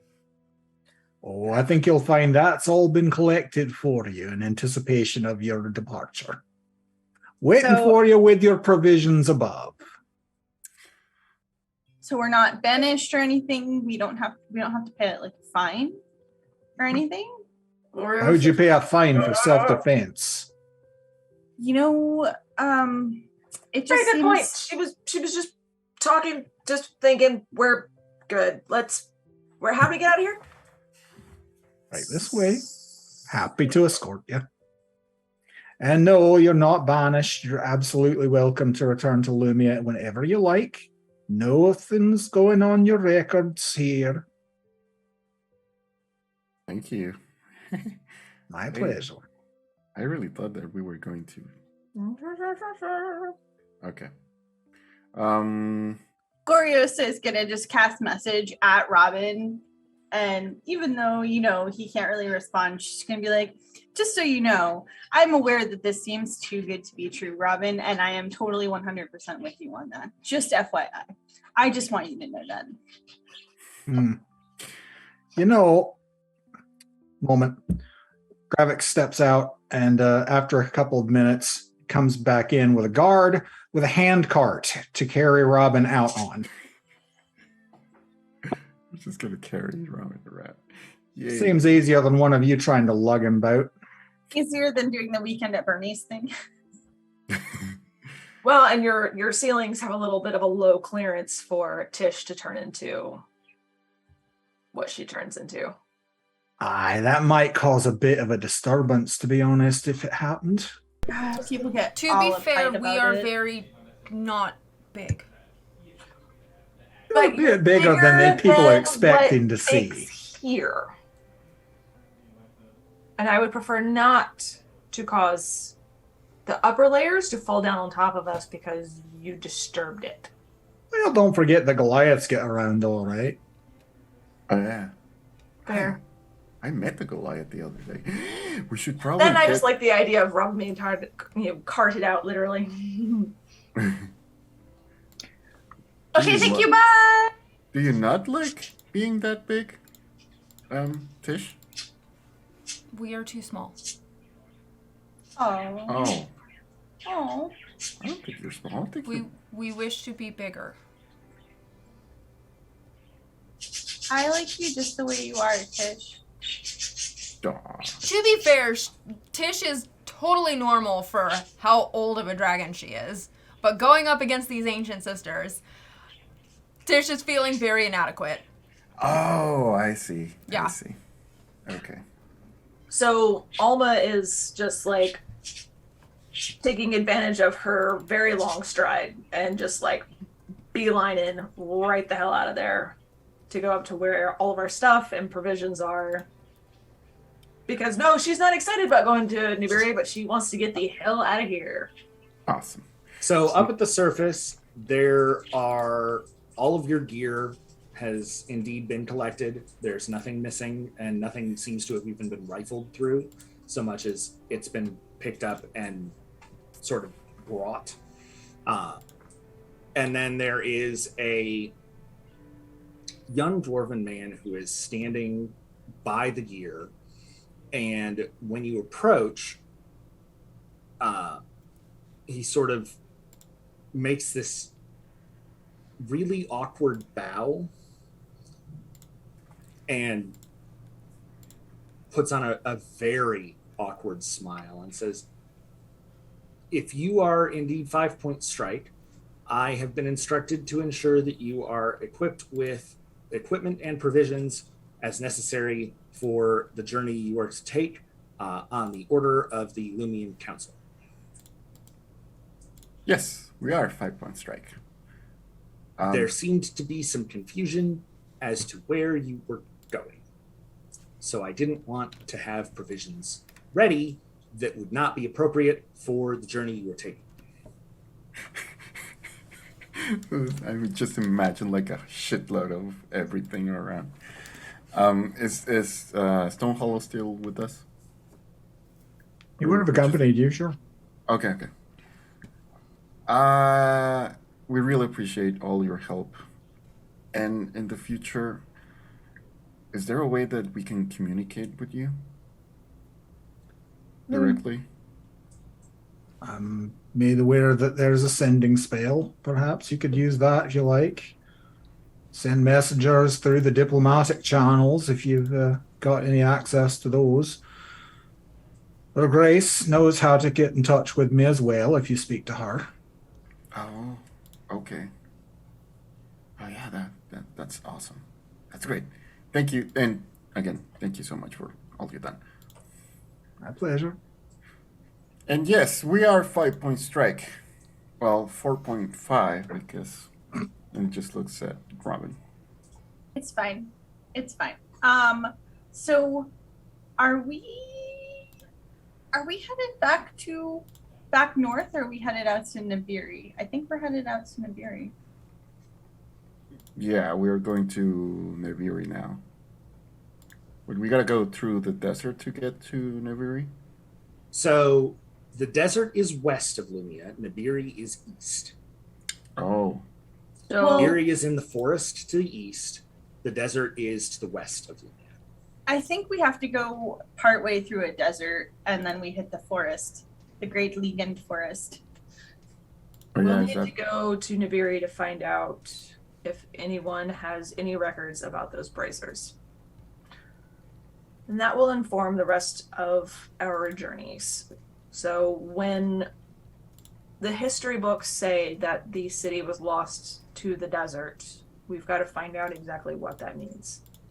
So instead of traxing through the desert and risking having our skin flayed, I say we go get more information first. You know what would be really helpful? If we get some sort of a piece or anything that was part of the library. It would be helpful for me because I can use that as a way to use divination magic and just actually find the place. The elders might have some. I don't know. It's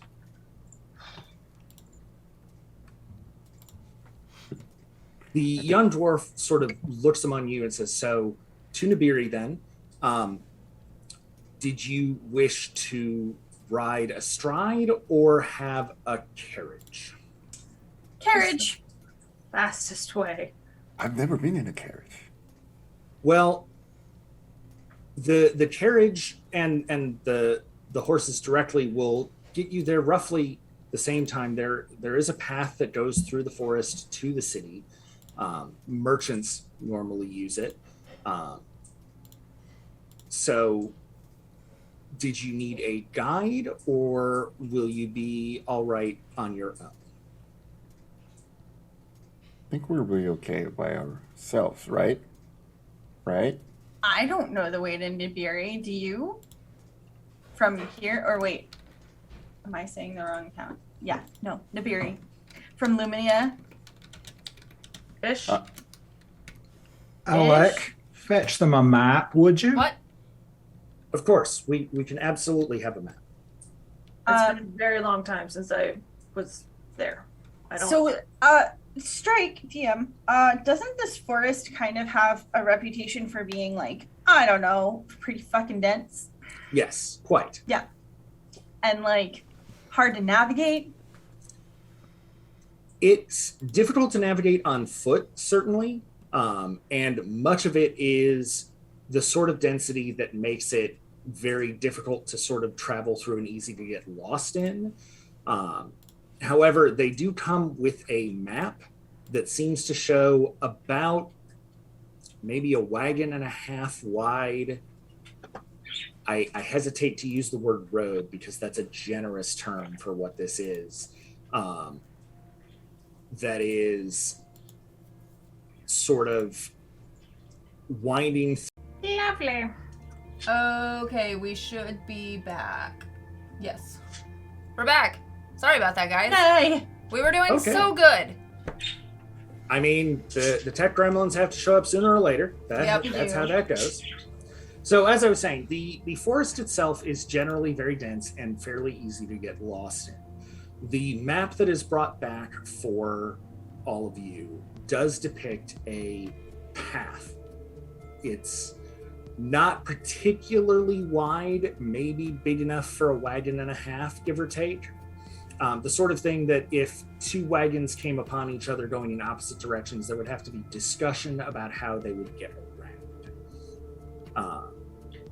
But it does lead relatively straight from Lumia up to Nibiru and is generally sort of the understood trade route that they used a long time ago. The map they hand you is fairly old, and they say that generally at this point most of the trade goes through Lake Town, as that is generally easier than sending caravans directly between Lumia and Nibiru. So Lake Town. And So then- it's easier, but is it quick? Is it It will be slower to go through Lake Town because you're essentially, instead of taking the hypotenuse of the triangle, you're taking the two long sides. That said, in Lake Town, it would be relatively simple to find a caravan that is heading from Lake Town to Nibiru through established roads and easy paths. But if you are looking to get to Nibiru quickest and, dare I say, least obviously, the direct route is the one you're looking for.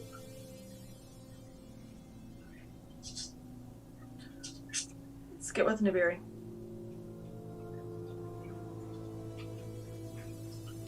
Yeah. all right? So carriage and probably a couple horses or whatever. Maybe a couple extra horses for riding and or carrying stuff to use to bring up the rear, follow or whatever. Do we? Okay. Does anyone have sending? Robin does. Robin does. Robin does. Well, when he decides he's gonna wake up from his little nap, should probably have him send a sending to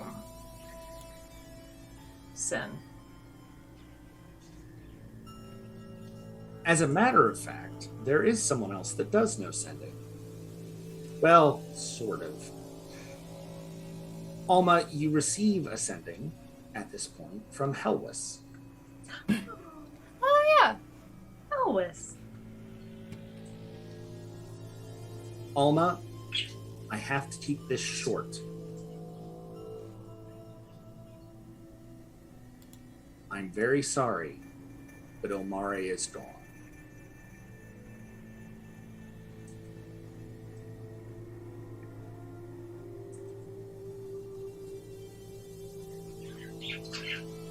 My theory was correct. Out of character. You guys would see Alma's face just kind of pale for her.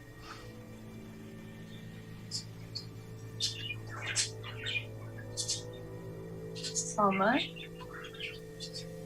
And then she can reply, correct? She can reply.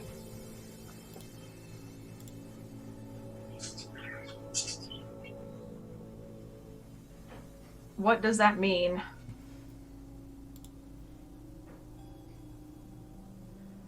Did they inter her body? It takes a couple of minutes before you get a reply back. Her body crumbled. Her soul was destroyed. Dragons sent troops to Dawn's Harbor. They left peacefully.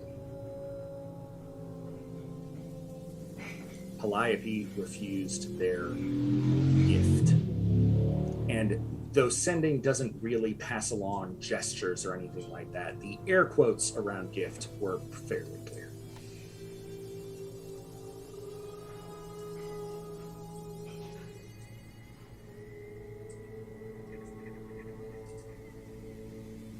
Thank you. Stay safe, my friend.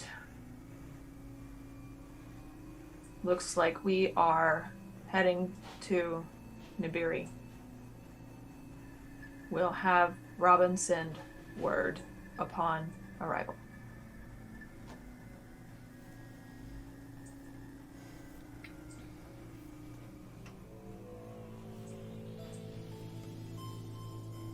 What's wrong?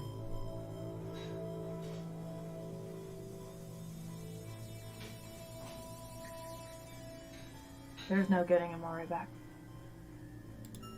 What? Those bitches. What happened? You know what happened?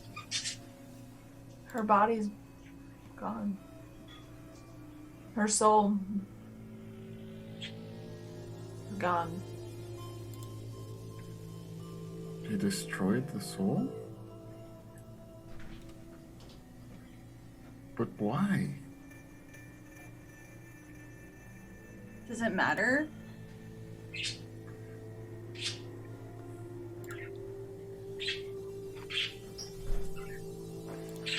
DM, what's around us right now?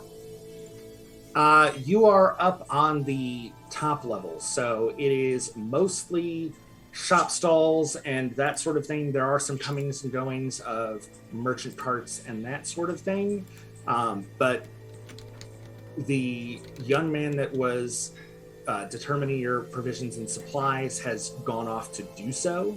So with the exception of Bravik, it's pretty much just you guys standing on a pretty open plain. Open sky. Yes. There are a few clouds, but it is otherwise a fairly clear day. It is starting to get a little warmer as we are rapidly running out of spring descendant and headed into summer ascending. Glorious is gonna go ahead and wrap her arms around Alma.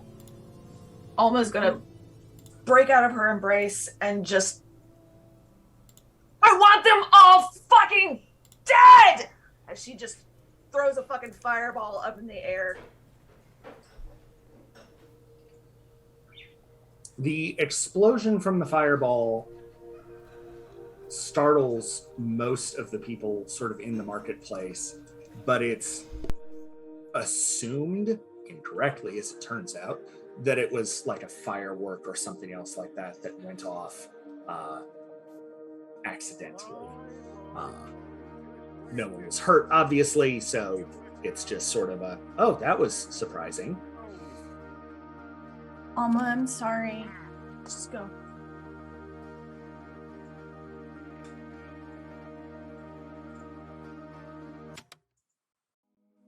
So sorry, Alma.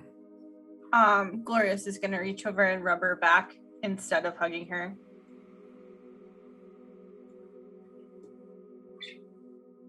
I'm so sorry. When we get to Nibiru, we find those bracers. and they're mine.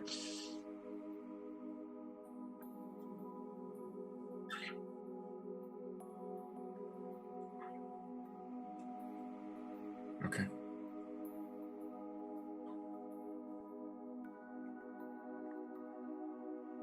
And I think that is where we are going to end today's episode. Dun dun dun. Alma gonna steal their bracers. That will be a very interesting thing. Seeing as elves typically don't wear armor, yeah. I have so many questions that have to wait, but I have doubts. Doubt. Press X to doubt. Press X to doubt, exactly. I just, DM, it's really funny when sometimes like the things that we learn don't line up with some of my notes. DM, it's really interesting when that happens. Well, DM. one of the things to bear in mind is that as a living world, things change while you're not around. See Dawn's Harbor, for instance. Right. And B, the information you get is only as reliable as the source of that information. That said, I will go ahead and throw out that the locations of the artifacts have not changed since they were set before the beginning of this season.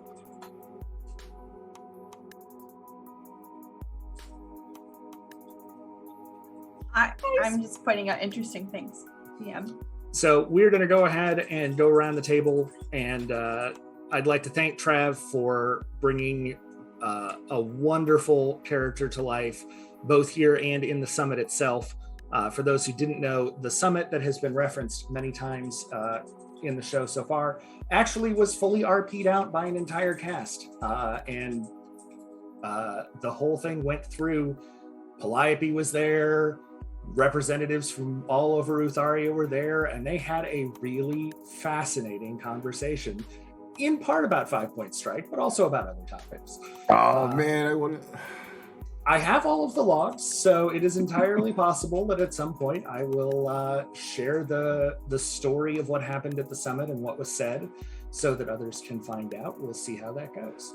I was just gonna say, like, surely they spoke about more interesting things than 5-Point Strike, because there's so much going on. I want to hear about all of the rest of it. Yeah.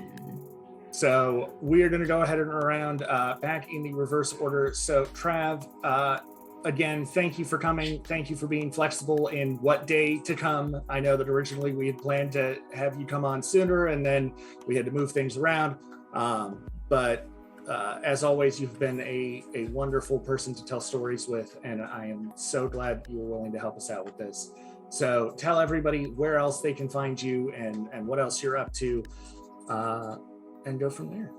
For the most part, if you want to know what I'm doing, check my pin tweet or check whatever I'm doing on Twitter at TWFarland. Wherever else I'm posting anything, whether it be GM tips and tricks to my SoundCloud, or appearing on What Streams May Come on occasion, or appearing in Dice Fiends, or appearing wherever somebody wants me to show up, for the most part, I'm going to post it there. So that's where you can find out. It's been my pleasure to sit at the table with you guys. Thank you so much for letting me join in for a game. It was wonderful to have you. Yes, you're so awesome. Yes, it was super wonderful, and we really appreciate it. All right, Robo, tell us about what all is going on here. It me, Robo Goblin, Robo Owlbear. Mi You- hermano. Hermano. You can find me at TTRPGives on Twitch and on Twitter. And there's a couple of things cooking up, but I can't say much. But other than that, support this amazing cast, and Trav, it's been an honor playing with you. Bad me. All right, and Babs. Oh, hey everyone, it's me. Thank you, Trav, for being here today. I know, like, got to do a lot of What Streams May Come with you. I like helped run tech for all of your season of Surprise Party, but this is the first time I'm getting to actually play D&D with you, so it was really fun, and I know. love your character. He kind of reminds me a lot of Mert the Moneylender. But, you know, there's a bit of inspiration there, I'm Yeah. gonna admit. but I love it so much. I think Yeah. Dustin and I need to have a Scottish off on that one. Wait, No, no, Devin- Devin's- it's Devin. Devin's Devin the one and that I. does the Mert voice. What's yes. That's up, right. my Devin laddie? does Mert. Speaking of Dustin, when Alma yelled the you want them all dead, Dustin came and like peeked his head through the door and was like,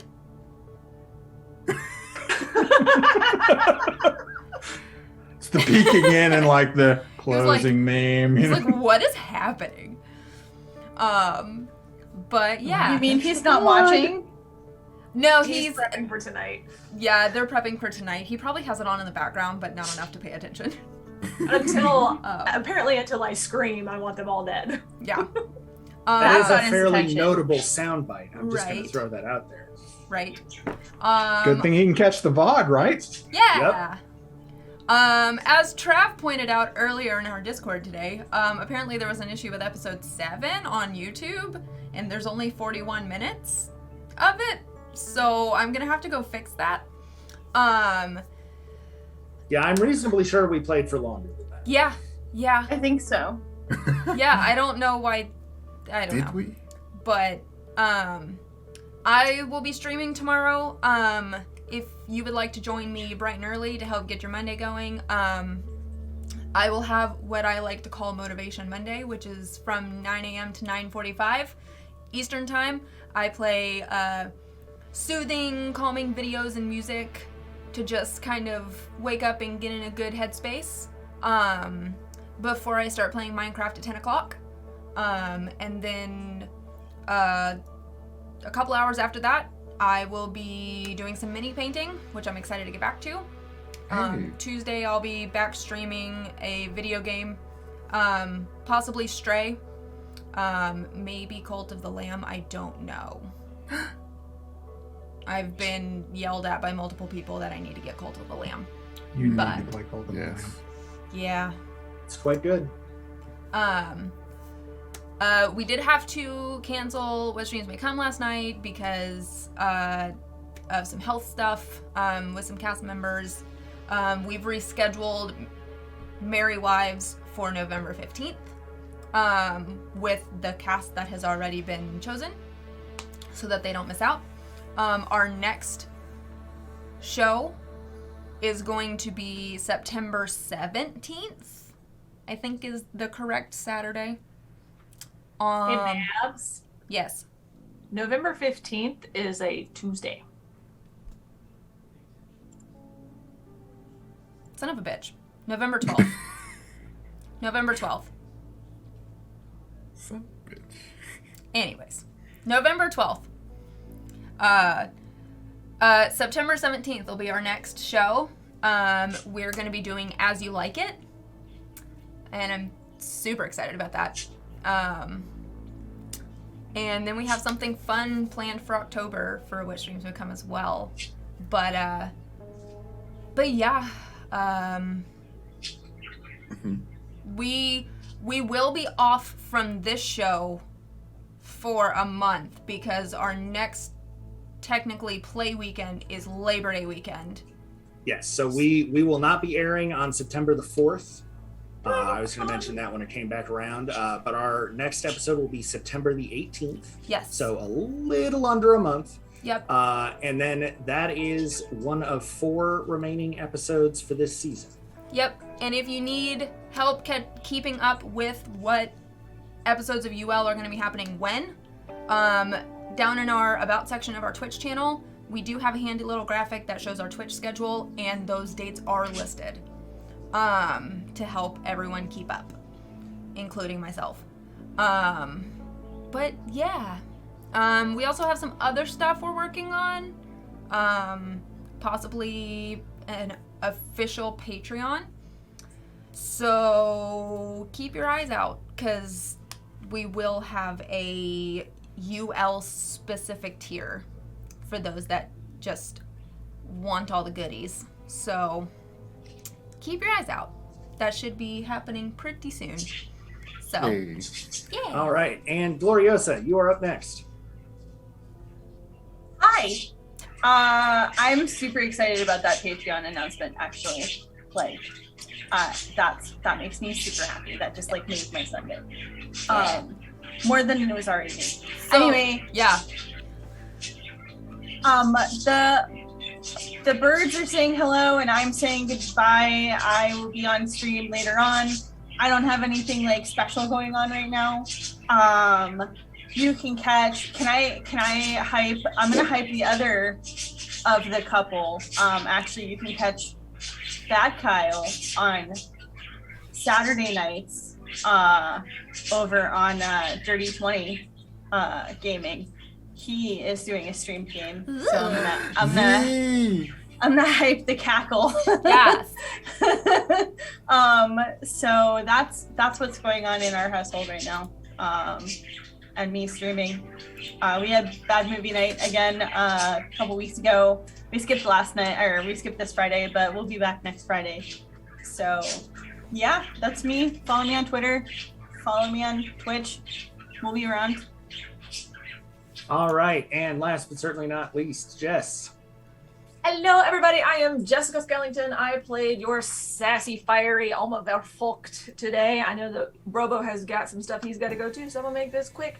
Thank you all so much for joining us. Thank you, Trav. Always a pleasure to play with you. Very, very excited that you're here today. So, yeah, join us again when we are back on September 18th, and we'll see what happens with Alma and her sassy pants and just getting all kinds of pissed off. Yep. Also, I totally forgot to mention, I'm going to be on D4 tonight. So, What? Yeah. Cool. So, Nice. getting to play Gretchen again with Ellie as Karina. And Oh so my god. the inevitable girlfriends are going to be able to catch up. And I'm so excited. Okay.